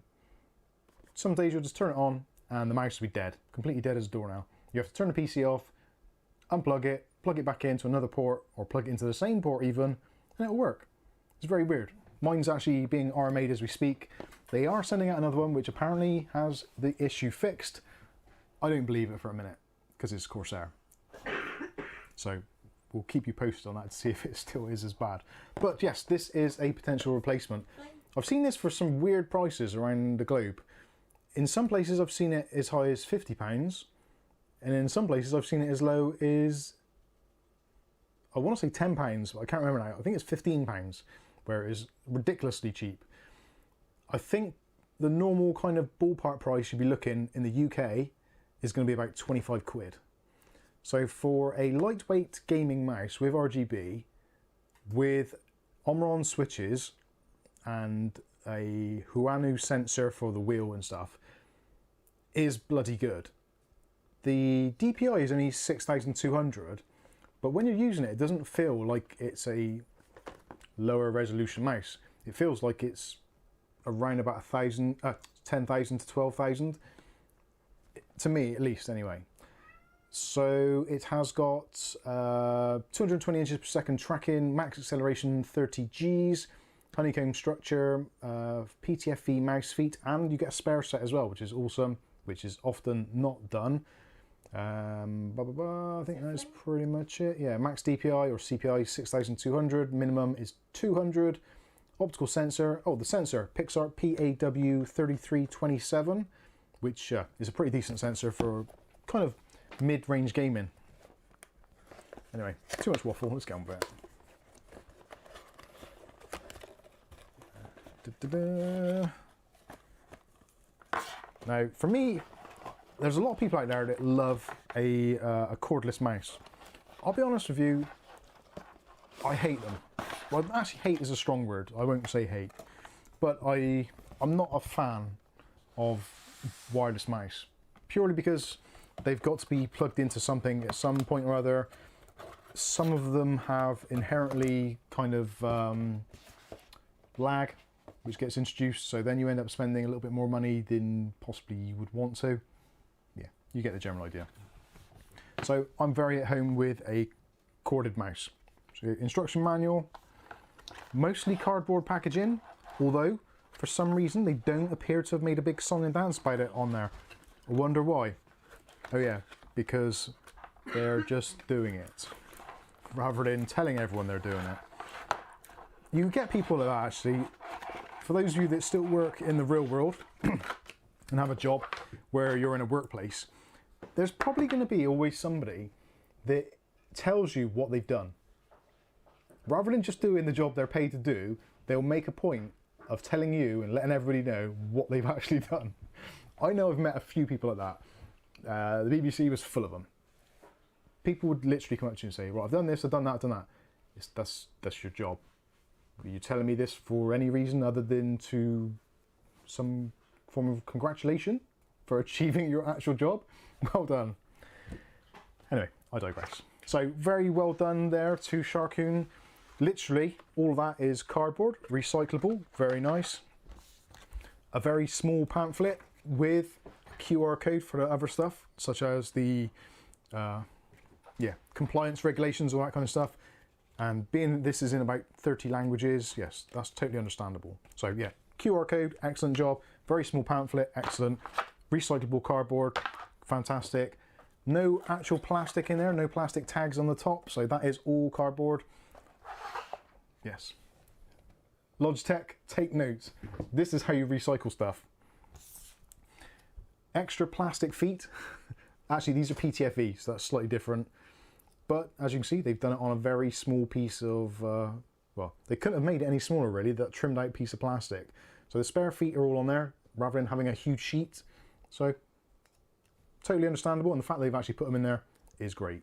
Because you possibly will need to use them. Reason being is because this is a mouse with holes in it. Literally, it is like Swiss cheese. There's tons of holes in it, top and bottom. So there's always going to be the potential that you're going to need to take this apart. And in order to take it apart, you need to remove the feet to access the screws underneath the feet and underneath the sticker at the bottom. So there's a QR sticker there, or QC pass sticker, which has to be removed in order to access the screws to take the chassis apart. So you can clean it. Yeah, to clean it, get rid of debris if you've got... Reuse and stuff. basically any debris, because it is extremely open. That is why it's lightweight, because it is a very open mouse. As you can see from the overhead shot there, there's very few solid sides on it. But not having solid sides is also a good thing, because even squeezing it really hard on the sides, there is absolutely zero flex to it. It is built like a tank. You're probably looking at this on the screen and thinking, ooh, that looks a bit delicate and a bit flimsy. But it really, really isn't. It's absolutely built like a tank. Hear that? And even shaking it, there's a very, very minimal amount of wobble on, I think that's probably sensor. Somewhere centralized. So yeah, it's very, very well built. The cable, braided cable with that kind of power cord on there. So the cable on the inside is actually still quite thick, but it's got a power cord on it. So it's not going to snag on your desk or anything like that. Potentially you could argue that's a waste of materials, but power cord is generally a kind of nylon cotton blend, which I guess is recyclable somewhere, maybe. I don't know why I'm getting all excited about recycling. But anyway, key thing of this, buttons on the side. So those are Huanu switches on the side, which are the, I believe, the green plungers on the side. No, sorry, red tactile plungers on the side. The front two are Omrons, and also the mouse. Bizarrely, the DPI button is, they've got Omron switches for that. So Omron for the DPI switch. You've got Omron for the left click and right click, and Huanu for the left click, right click side buttons, and the same on that side as well. So you've got two sets of buttons. The left or right handed, absolutely great. And actually quite a nice shape to it as well. The contour is really nice. And of course it's got RGB, which I will plug in to something now so you can see what that looks like, if the cable will stretch far enough. If only I had a USB cable extension. Wouldn't that be ironic if I had one in a Logitech box? But oh no, my PC is here, so it's not a problem, he says. There we go. Plugged in and lights are activated. So there you go. Oh, I've still got that chat on there. Didn't realise. So there we go, nice RGB effects all around the outside edge, and also illuminated on the inside where you've got the Sharkoon logo inside, which actually on almost any angle is pretty much, well, you can't work out what it is at all. It's just a glow as far as I'm concerned, but there is actually a logo in there which some of you might be able to just about see. If you look at the Sharkoon logo on the side, you can kind of just about make out where that is, towards the bottom of that kind of square. Again, depending on which angle you're looking at, really hard to see. But yeah, it is there. On the bottom, lots of underglow, a bit like a Fast and Furious car. Yeah, generally a all-round very nice mouse. If you want to change DPI, it's nice and easy to do. Just press the top button and it changes colour on the sides to tell you that it's taken the change, and it cycles through 5 different DPI level settings. Can you turn off the RGB? He might have said that. Can you turn off the RGB? Yes, you can, but there is one downside of this mouse, and that is if you want to do any programming or change the DPI settings, etc., or change the RGB outlook, you can only do it in software. Now you can install the software, it's a very lightweight footprint software, but none of the hardware buttons actually will turn off the RGB, change the RGB or anything like that. It has to be done through the software. Obviously you don't have to if you just don't mind having RGB rainbow puke and you find a particular DPI level which is good. I find the green one to be absolutely fine. I think the green one was about 1600 DPI, whereas I normally prefer about 12 to 13, but it was fine. It was either that or kind of 800 or 1000, so yeah, that worked out okay. So yes, you do have to have software. Not ideal. Not a deal breaker, but not ideal. I would have liked to have been able to change the RGB from the hardware buttons, but yeah, not the end of the world. And actually, I should say a very massive thank you to William Bodie for sending it to us for review. And I should say massive thanks to Sharkoon for making it so that there's very, very little wastage. Thanks Logitech for nothing. I got it in for Logitech tonight. But I don't know, what do you think? Let me know in the comments. Is this the sort of thing that you would use? Do you like? I like. It's nice. I like. And look, I didn't need an extension cable because it's got quite a long cable actually. 1.8 meters, but it seems like it's longer. But I don't think it is. Right, so let's have a look at your... Oh, I'm trying to move my mouse. It's not actually plugged in. James from Sydney says lots of RGB devices are like that. The controller runs a default RGB profile unless you override it with something. That is very true.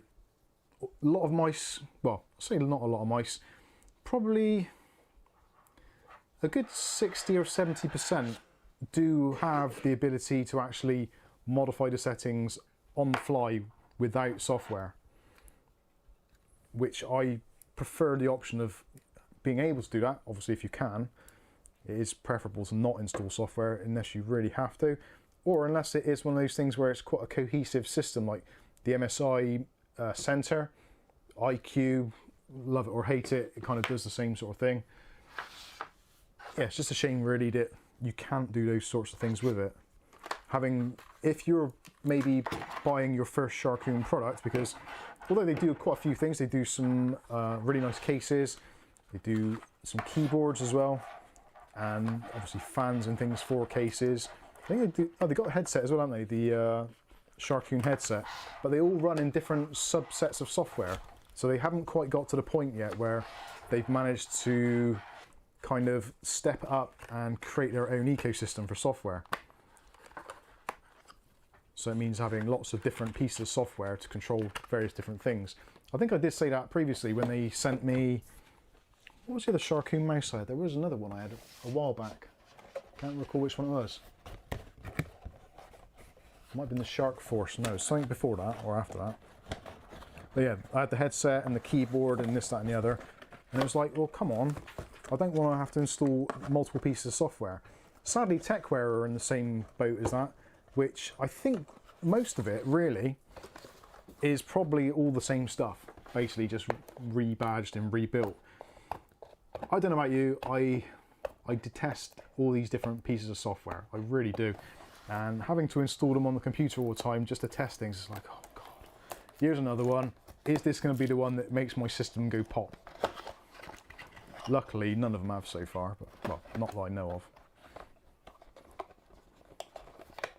of. Paul Lamont, thank you for being a supporter. And says, I can agree with Logitech. I had the same amount of not needed rubbish in my Pro wireless mouse. Yes, it is very much. I guess why I know they do it. And look at motherboards. Motherboards are probably the worst one of the lot. When you get a motherboard, I go through the unboxings. It's like, yeah, DVD-ROM, probably you're never going to need that. Owner's manual, probably never need that because it's mostly all online. You get the certificate of authenticity, you get the EU disclaimers, etc., all that kind of stuff. And it's like, it's a computer motherboard. Really, a quick start guide would be absolutely fine, and a QR code so you can scan it on your phone. That's realistically all you need. Right.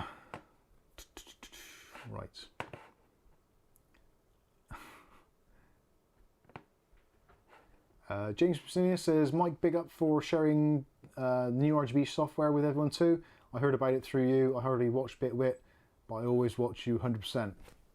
Thank you. Signal RGB, if you've not tried it, is worth taking a look at. It's pretty decent. If you like RGB. If you like RGB. I've actually got it running on behind me. So all of that is currently configured, even though it's a Sahara hub, up here fans, a Asus motherboard, V-color RAM, And what else is there? I've got to think now. That's it, isn't it? Oh, yeah, TechWare mouse and TechWare keyboard. And it's all running through Signal RGB, so don't have to install the TechWare software, didn't have to install IQ, didn't have to install Aurora Sync, didn't have to install Armory Crate, didn't have to install Sahara's software, nothing at all. Just Signal RGB, that's all it needed. And it works pretty well. And I've actually managed to make it, I'm not sure if it actually comes across on camera, but you will possibly notice there is a swirling effect happening on the RAM. So rather than the RAM just doing the normal RGB kind of fall in, it's actually going around in a spiral, which you can probably just about make out. Which actually is a very difficult thing to do on RAM sticks if you've ever tried. Very, very difficult. Is that, can you see that, Kath, all right? Can you tell it's spiraling? A little bit. Kind of, can't you? Might need a bit of tweaking, but that's a good thing. You can actually tweak it to your own likings and make the RGB go where you want it to go, which is really good. Anyway, right, let's move on. Dutch Jan says, have you seen the successor of the Sharkoon TG5 Pro yet, Mike? No, actually, it's been a weird time. There's been a few companies which have got in contact to us. Now, we quite often find, as companies are kind of going through the motions, they change staff probably once every year or every 2 years. So, bizarrely, because of the freelance world, they move around from place to place. So it's very rare you get the same contact for an extended period. Sharkoon, I think, was okay, but they were going through issues with availability. So we reached out to them, I think, and said, or they reached out to us and said, oh, we've got the new, I think it was a TG5 or a new version of the TG5 with addressable RGB fans, which the previous one I don't think had. And they said, oh, do you want us to send it to you for a review? So yeah, that'd be awesome. Looking forward to looking at it. And then they're like, oh, sorry, it's been delayed, so we haven't quite had it yet. And then it's like, it just tumbled on and tumbled on. So yeah, it never really happened. So yeah, Sharkoon's done that. We've recently, Arctic, they've changed. I think Arctic, our rep, was going on maternity leave or just some kind of break. You know, every now and then people go on career breaks, whatever, or just do something else for a bit. But yeah, so we've got a new contact for Arctic, and they're going to be sending us a load of stuff, although we're still trying to work out, because they're having the same issues where some things are in stock, some things aren't. They want to send the whole lot in one go just to get it all shipped in one thing. So that's happening. Who else was it? Oh, AeroCool. The missing AeroCool packages, still nothing. No idea where they are. We've emailed them twice now, I think. And I emailed back saying, look, send us a tracking number for the stuff you've sent and we'll see if we can find out where it is. And there's one case actually which Dave Aitken actually said to us, maybe you should take a look at this one. And it was the, oh God, what was the name? I can see the design of it, but it's the AeroCool something mesh. And basically it's got a top half mesh and the bottom is kind of solid. And it comes with RGB fans. It's nice and cheap. It's like about 30 quid for the case with the RGB fans. And he's like, well, why not review this? Like, well, I got the feeling I'm supposed to be getting that soon. That's supposed to be here by now. Along with their tower cooler, an AIO, and some fan sets, that kind of stuff. But yeah, it still hasn't turned up. So there's a lot of things which we've had on the back burner. And because of the supply issues, and especially because of the EU as well, and things with Brexit, etc., etc., etc. Yeah, we are struggling as England, it would seem, to get stuff. Anyway, never mind. O'Reilly says, yep, can see the RGB RAM spiral. Yes, my work was not in vain. Someone's actually seen it. Woo-hoo. I was waiting for somebody in the comments to turn around and say, how did you get your RAM to do that spiral effect? But not one person has.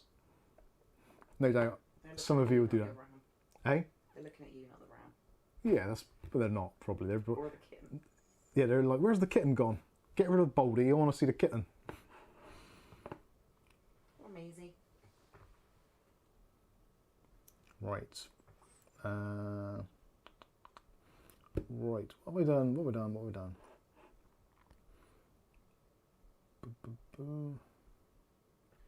What's the name of the CPU cooling system behind you? The name of the CPU, that gets asked quite a lot, Milch Monster, and I'm happy to answer it. It is the Sahara Gaming EX360.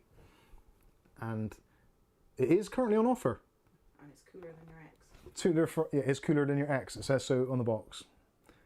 Let's have a look next. What shall I go with next? I'm going to go with the Pavilion mouse. Because this... I don't have high hopes for this, I'll be honest. But the actual shape of it and the buttons on the side, hey, it's ambidextrous. Switches sound good. William Bodie, fair play to you. You actually do pick some absolute winners here. The the mouse that you sent for Ugly Bob has been dispatched, and he should get that very soon. Monday or Tuesday. The reason we haven't sent out quicker is because the parcel kind of got lost a little bit, and then with one thing or another with the kitten and everything, it's all been bloody madness. It really has. So I do apologise in advance, and It got collected from us on Friday. it was literally, yeah, collected from us on Friday, so Bob should get it probably tomorrow morning. No. On a Sunday. Sorry, I was thinking it's Sunday already. Oh, I forgot, I lost my knife. I didn't lose it, I threw it away because it's very blunt. Let's try not to slip my Do you want wrist. a knife? It's probably safer, Yeah, I'll get you a knife. although might be done. No, I'm done, I'm good. Don't panic. Actually, this is very, very sealed, so I won't be able to do another unboxing on this. Right, I need a knife cap. Matthew Day says the Aerocool Quantum Mesh. That is the one, I think. Quantum Mesh? That sounds about right. Brand spanking new. Oh, look at that. Freshen up. Now, this is stupid. They send a knife out, you buy a knife, and you actually need a knife to open the packaging the knife's in. The whole point of you actually having a knife is because you need a knife to cut something open. Assholes. Why? So And it's not even got one of those pull tags on there. Is there like a magical way of doing this? Use the scissors. Yeah, I'll use the scissors to open the knife. Jesus. Do you want to open the knife? I am just getting too jaded already. I think the last 2 years has been quite tough. And I think it's now getting to the point where it's kicking in. I know winter's coming. We're facing another 5 months or so of just meh weather. And I'm not looking forward to it. There we go. We have the technology. Just trying to cut myself. And remember to not expose Pinky whilst doing it. I don't know why I do that sometimes. And I'm still no closer to get into this actually. So that was futile. What is in here? Oh, Logitech. Don't worry. Hold my beer, Logitech. This is where Hewlett-Packard go absolutely to the top of the table in terms of crap in a box. Finn has asked if you can get one of those mugs next to you. Right. Can you explain? What's that? The mug? Yeah. If you want the mug, which is next to me, that one, the Mike's Unboxing one. It's not quite the same. It's like we've revised version of it, which is actually on. If you're watching this on YouTube, it's actually underneath the video. So if you scroll down, you'll see the carousel. If you're on a phone, I think if you scroll down underneath the comments, it should be there. It's in the carousel. If not, you can go to https://mikesunboxing.com and just click on the shop. There's shops for UK and Europe, and there's also one for US, Canada, etc. So here we are. Matthew Day says HP has got to be an e-waste peripheral. Yes, it's not far off it. This is going to be what came first, knife or the package? So we get half a tree of something there, which is probably product notices. Literally, that is product notices, and I'm not being funny, but that's like what, an A1 size piece of paper just for product notices. You've got to be shitting me. Next one, we've got the HP worldwide warranty and technical support for accessories. So that essentially you might as well just throw in the bin also, because their technical support is about as much use as teats on a boar. Yep, massive piece of paper. Fortunately, it is coming to winter and we will be needed to light the fire soon, so this will actually be useful in terms of creating more CO2. And the last one is the quick start guide. It's a mouse. Seriously, quick start. It'll quick start a fire. Again, massive. You could use it as wrapping paper. So literally, this mouse has come with more paper than my fish and chips did, and caps put together. Look at it. That's insanity. Absolute insanity. You are pretty moony tonight. I am pretty moany, but come on, this is justified. Aletta would be spinning in her grave right now. God bless you, Aletta. Jesus. All that, look at the size of it. It's a tiny mouse. Unbelievable. Oh, God almighty. Right. Let's take a look at this mouse. Logitech, you have been redeemed. I'll tell you a funny story while I'm cutting this open and trying not to slice myself to pieces. When I was at the BBC, we had a Hewlett-Packard, I think it was a Hewlett-Packard printer. It might have been an all-in-one. It might have been a combo scanner thing, whatever it was. I'm not entirely sure what it was. It might have been a laptop now thinking about it. But we ordered a stick of RAM. And the BBC uses a, like a kind of a central kind of ordering system thing which you had to log into because they had the best prices for the BBC, etc, etc. And we ordered a RAM upgrade for this device. Again, I can't remember now if it was a laptop or not. It might have been a laptop. It might have been a desktop. It was something anyway. It's Hewlett-Packard is the kind of the real essence of the story. And one day because I was in the prop store, and we used to get most of the deliveries, or the larger stuff would come to the prop store first. We'd unbox it, take it all apart, check it off, blah, blah, blah, put it into the inventory, and then give it to whoever it is needed for. Now, it was actually addressed to me. So I was like, oh, I've got a pallet addressed to me. Excellent.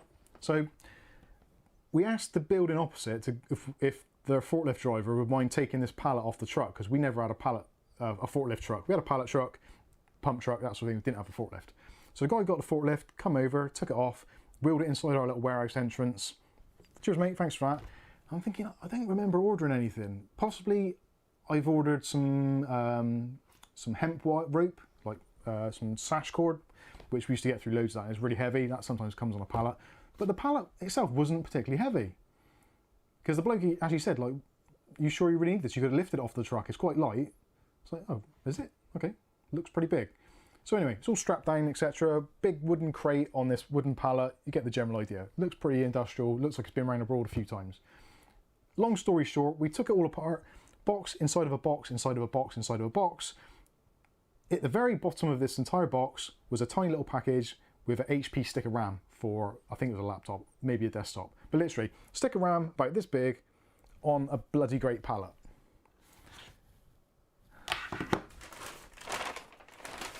They're not learning, are they? That was a good 10 years ago. Right, okay. Let's have a look at this mouse. But probably kept our house warm. So actually, construction-wise, very solid. Textured rubberized sides, which actually is a very welcome addition. Very comfortable. Rubberized. Are they rubberized? No, textured top buttons. Textured top. Not a bad wheel. Not quite notchy, but quite low profile. Blake's had you on mute for 10 minutes. Could you just repeat that? Sorry, Blake. Comfort-wise, actually extremely comfortable. Extremely comfortable. If this was a chair, this would be a lazy boy. It really would. Despite all the things I've said about the packaging and stuff, the mouse itself is actually pretty bloody nice. Ray Bob's off chat now, but we need to watch to the end. Cheers, Willy Bob. So actually, yeah, nice mouse. Quite a nice hump to the top of it. Actually, from my particular grip style, it's really nice. And the wheel, yeah, the wheel's in a nice position as well. Nice clicky buttons. I'm not sure what, if they're, don't sound like Omrons. Slightly different switches, left and right. Side ones, Can't see anything. nice and clicky. Top one is mushier as hell. That's your DPI button. And you can tell that that's one of those buttons where it's kind of connected at one end on a piece of plastic and the other end's just loose. So you can feel it kind of flopping around in there a bit. But functional. It's not that often you need to switch DPI that quickly. The cable's a little bit of a weird one. Green cable. I guess it ties in with HP's kind of gaming brand. And it's quite a thick cable actually. The cable itself kind of wants to control the mouse. It's quite a thick cable. It's going to be good, especially if you've got cats or kittens. They ain't going to bite through it. That's very hard. See, I've just bit that and I can't bite through it, so that's pretty good, because normally I do use my teeth for trimming cables. Kath will validate that. She's like, don't you do that! You ruin your teeth! And often I did. But actually, that's pretty decent. I want to see if it lights up now. It ought to. Actually, I don't know if it will. If it does, it's going to be green, isn't it? To match the cable. Green like the leaves on the tree that were cut down to make the paperwork. Yeah. Is that you that made that up? No, it's ugly Bob. Bob. Nice one, Bob. Yeah. Hewlett-Packard and their green credentials. They have destroyed many, many fine trees. So it looks like it's just going to be a single colour. Oh no, change the DPI and the colour changes as well. So in theory there's probably some software somewhere that you can download so you can change the colour. Or maybe not, maybe you have to just stick with the colour and the DPI. See, William did send a previous one, which is the X220, which was essentially the same kind of design as this, but when you press the DPI button, nothing happened. It just went and changed once and didn't change again. But yeah, that's not too bad actually. I like the fact that it does actually change colour. The green cable's a little bit of a strange inclusion, but I guess it is Hewlett-Packard. They do some very strange things. And let's have a look. So, not much roll to it. It's got the pad on the top and the bottom there. Is that stuck on? Oh, press the back button there by mistake. Or DPI button. Oh, actually, I'll put it into RGB mode now, haven't I? Could have saw that change colour. Clashes with. Oh, there we go. It's yeah, there we go. It's changing colour. So it's in some sort of colour shift mode now. How did I do that? Or does it do that anyway? It's definitely doing an RGB fade thing, isn't it? Well, RG in W, maybe. I don't know. Anyway, yeah, it's quite nice. Well, that's a little bit too high. Green is normally about where I'm at. Yeah, that's pretty good. Track's all right around the desk.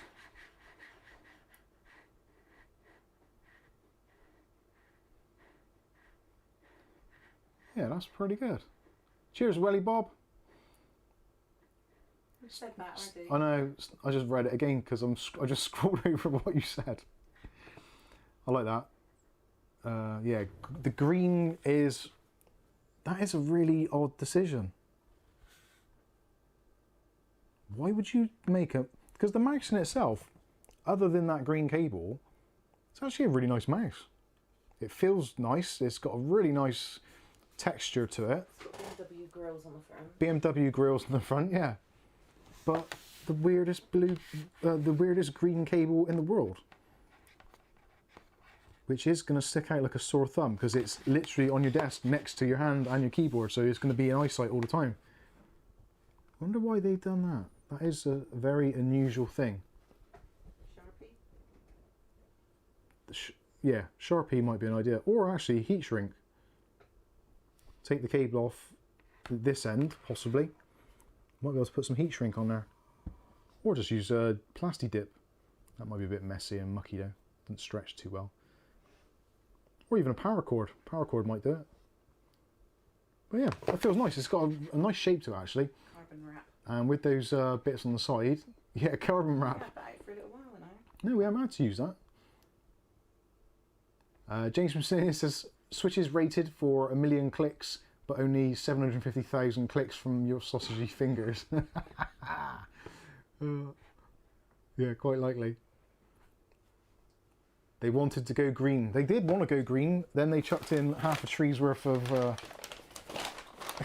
that stuff is ridiculous. It really is. Oh dear. Right, let's unplug that. Let's move on. Moving on. I'm not even going to attempt to put that back in there. That's definitely Kath's job from now. Have to be quick. Yeah, have to be quick. Just be moving. I'll do this one. This is going to be the last one. And that'll have to be later on. So this is from Ugly Bob. This is the E900 from Exa. Exa? I think it's called Exa. Not sure how you pronounce it actually. It's a gaming headset. You can tell that because it says gaming on the front. And it's got a gold badge on there saying register for free 24 months extended warranty. Now that, in most cases, you'd think that's a gimmick.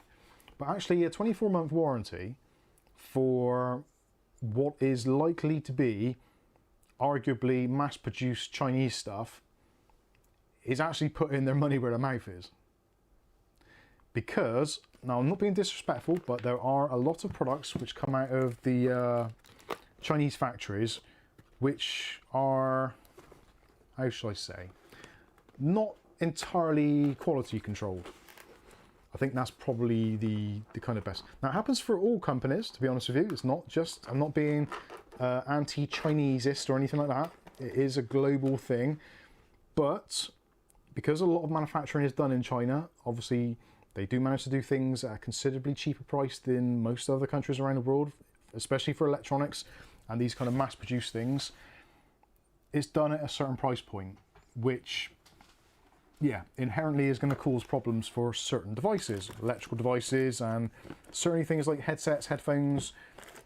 They are no way immune to all that kind of thing. So yeah, having a 24-month warranty, 2-year warranty, I think it's a good sign. I think it generally is. Normally, if you're buying stuff like this off Amazon, you're looking at a year's warranty, maybe even 30 days on some of it, which I don't know how they get around that, but yeah, they do. But yeah, so you can have a 2-year extended warranty. Register for free, 24 months extended warranty. So is it extended to 2 years from a year, or is that a year plus an extra 2 years? It's not entirely clear. May need to find it out. Realistically, 2 years is going to be the kind of minimum. Dave Hill asked, may I ask what you did for a career job before mikesunboxing? Plumber, undertaker, police officer. All of the above. None of those. Although I always said you would be good at, Kath always wanted me to be an undertaker. not an undertaker, but the driver. Yeah, the one of the people that drives the bus. That would be his ideal job. That would be a good job actually. I used to be into car detailing and stuff like that in valeting, so yeah, I would have enjoyed that. Accessories bag. What do we get in the bag? So there is a microphone, boom mic, which is on a flexible stalk. Nice, cheap, easy, cost-effective design. No wastage there. And I actually like that because you bend it and it actually stays in position rather than you bend it and then just watch the whole thing uncoil itself. Yep, happy days. That works well. And it's nice to see that this section is keyed, so it'll only fit in the headset one way round. Awesome. Comes with a pop shield as well, which is good for people like me who pronounce their P's and stuff like that. Also comes with an adapter cable, so that cable as it is straight out of the box is TRRS, which means a combo port. So you can plug it into here and then that splits it into a separate microphone and headphone jack. Although it would have been nice if they'd have color coded these green and red. That would be good. I'm having trouble with my words tonight. So that is that's the headphone one. You can just about see it marked on there. Very, very small, and microphone. So yeah, if you want to plug it into... Okay, Bob, the extra for the Viagra mic boom. The Viagra mic boom costs more. Actually does look quite good. It looks like it picks up from both angles as well because it's got little dots on the kind of what I would appear to be the inside edge possibly. Actually, there's a red mark on there. What does that do?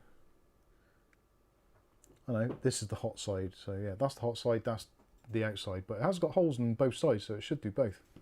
Anyway, that's pretty cool.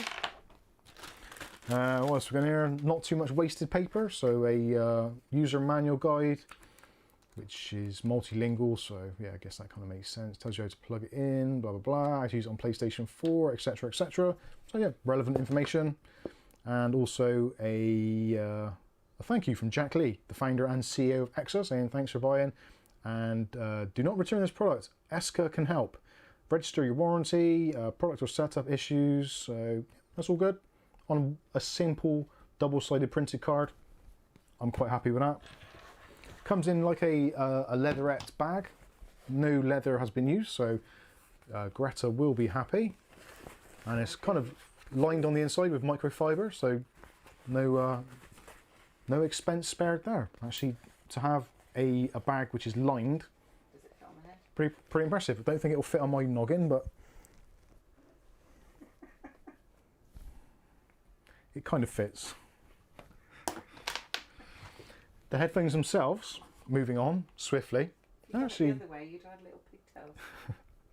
headphones themselves, these actually do look quite good. I know I shouldn't really be surprised at that, but they actually do look okay. Got some pretty nice detail in there. You've got the anodized aluminium or aluminum, and there's a little bit of wiggle there, but a little bit of wiggle is okay because not everybody's head is the same shape or size, so it's good. So it'll cater. You've got no swivel as such, but the limited amount of travel you've got in the headset, there is a bit there, and it's quite well cushioned as well. They're very open. They look like the Kingston Hyper Steve D said. They do, yeah. I was going to say they look like the Kingston Hyper X gaming headset, I think it is. They don't, because the foam earbuds pads are like quite. What's the word I'm looking for? Spongy. No, they're not very Firm? soft. They're quite firm, quite solid. So my ears aren't touching the headphone at all. It feels like they're entirely encapsulating my ear. So these are going to be extremely comfortable long term. I can still hear myself absolutely fine, so It caters for Carl Pilkington heads. it does, yeah, Hear that? I did. Yeah, actually, they're comfy. Yeah, because they're not touching my ear at all, you could wear these in pretty much indefinitely, and the pressure on the side is quite minimal. Even doing that, which is not good for my hearing, is absolutely fine. Oh, and they don't want to adjust. Yeah, it takes quite a lot to actually adjust them as well. So if you set them up so they're just right for you, the ratchet on the side is actually bloody solid. No, that's not enough. Bit more.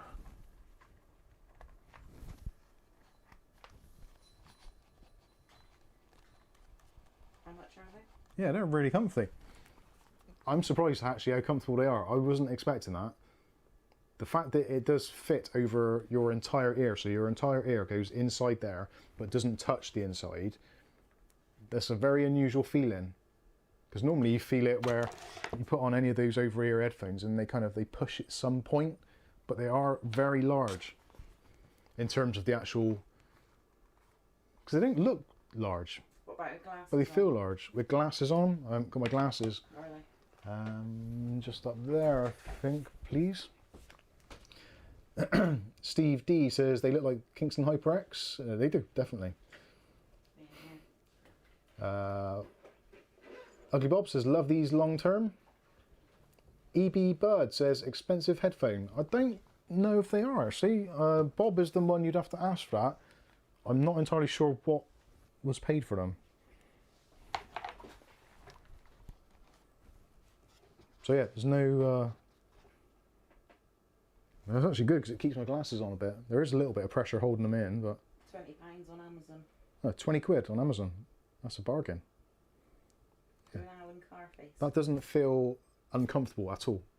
It does for me because I'm not used to wearing glasses looking at the camera lens. But yeah, they're actually very comfortable.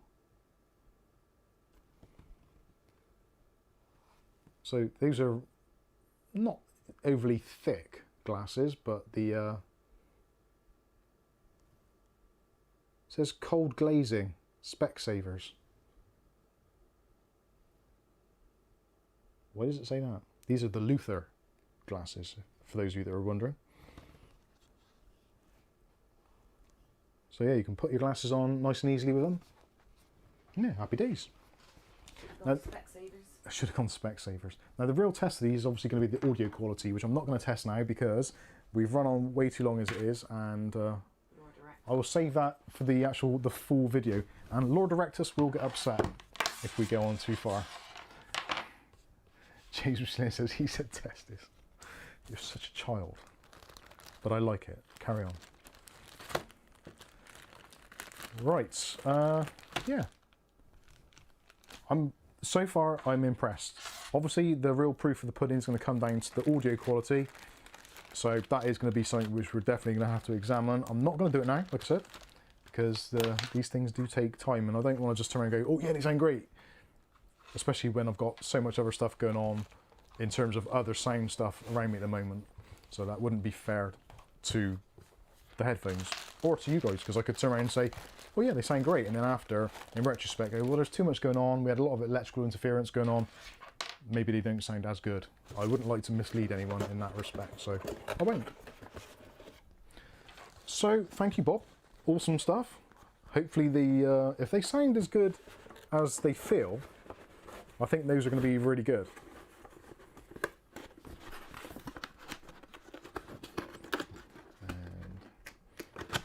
I might even try and get those tested tomorrow to see what they're like.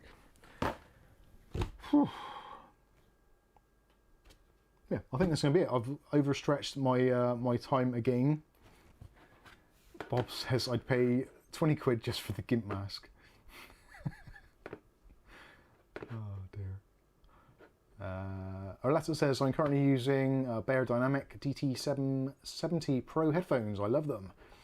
I'm such a unregular user of headphones. I was trying to work out the right words then, but yeah, I can't think of a time that I've spent long enough with headphones. I really don't. I used to, possibly more so when I was kind of working every day. I was sometimes taking headphones and walking to work with them and walking back, but again, that was quite a rarity as well. Sometimes I would go and meet Kath from work and I'd put on some headphones and walk a mile or so and then walk back.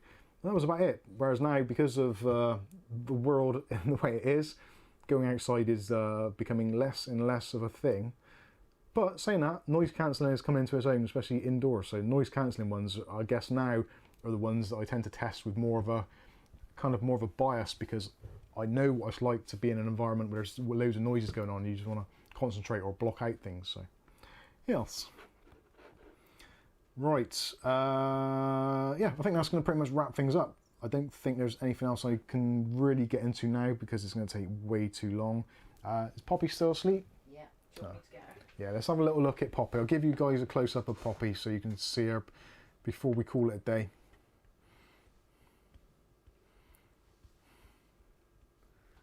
Riley says, I'm using Logitech G533 wireless headsets, so if I want, I can get and listen to Mike's stream and then lay down on the bed, chill to Mike's moaning. Yeah, moaning rants about HP and Logitech, yeah, that's it. So, yeah. It's a bit tired. There we go. There is the new member of the Mub household. Is that light a little bit too dark? No, it's not, it's fine. You can see her. There she is. Little cutie. Bless her. Maisie's looking away in disgust. She's like, I'm upset. Let Maisie be on as well. Come here. Oh, she's heard Maisie. Come here, baby. What a cute little kitten. Go say hello. There's Maisie. Is she in the shot? There she is. A little bit out of focus.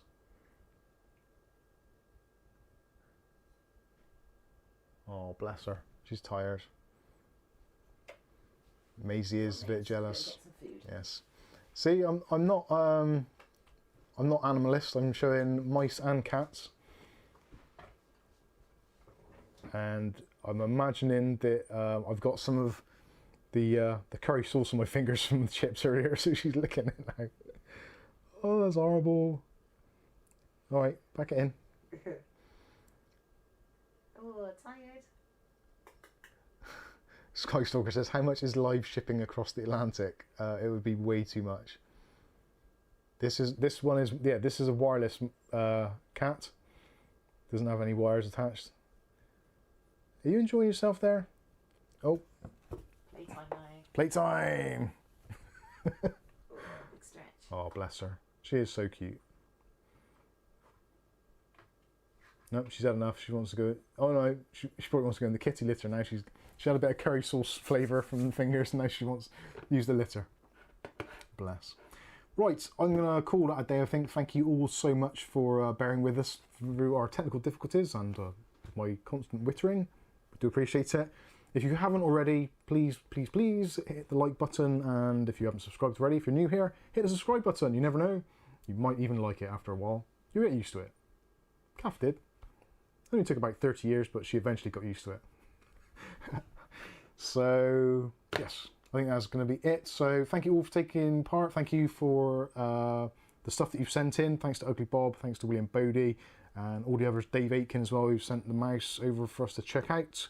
If you've got anything you want to send our way, then do get in touch. The email address at the bottom, or obviously just post something in the comments. I do answer all of the comments, at least the initial ones. If they carry on to crazy long threads, sometimes I get a bit lost. But if you post a question, there is an extremely good chance that you will get an answer within 24 hours.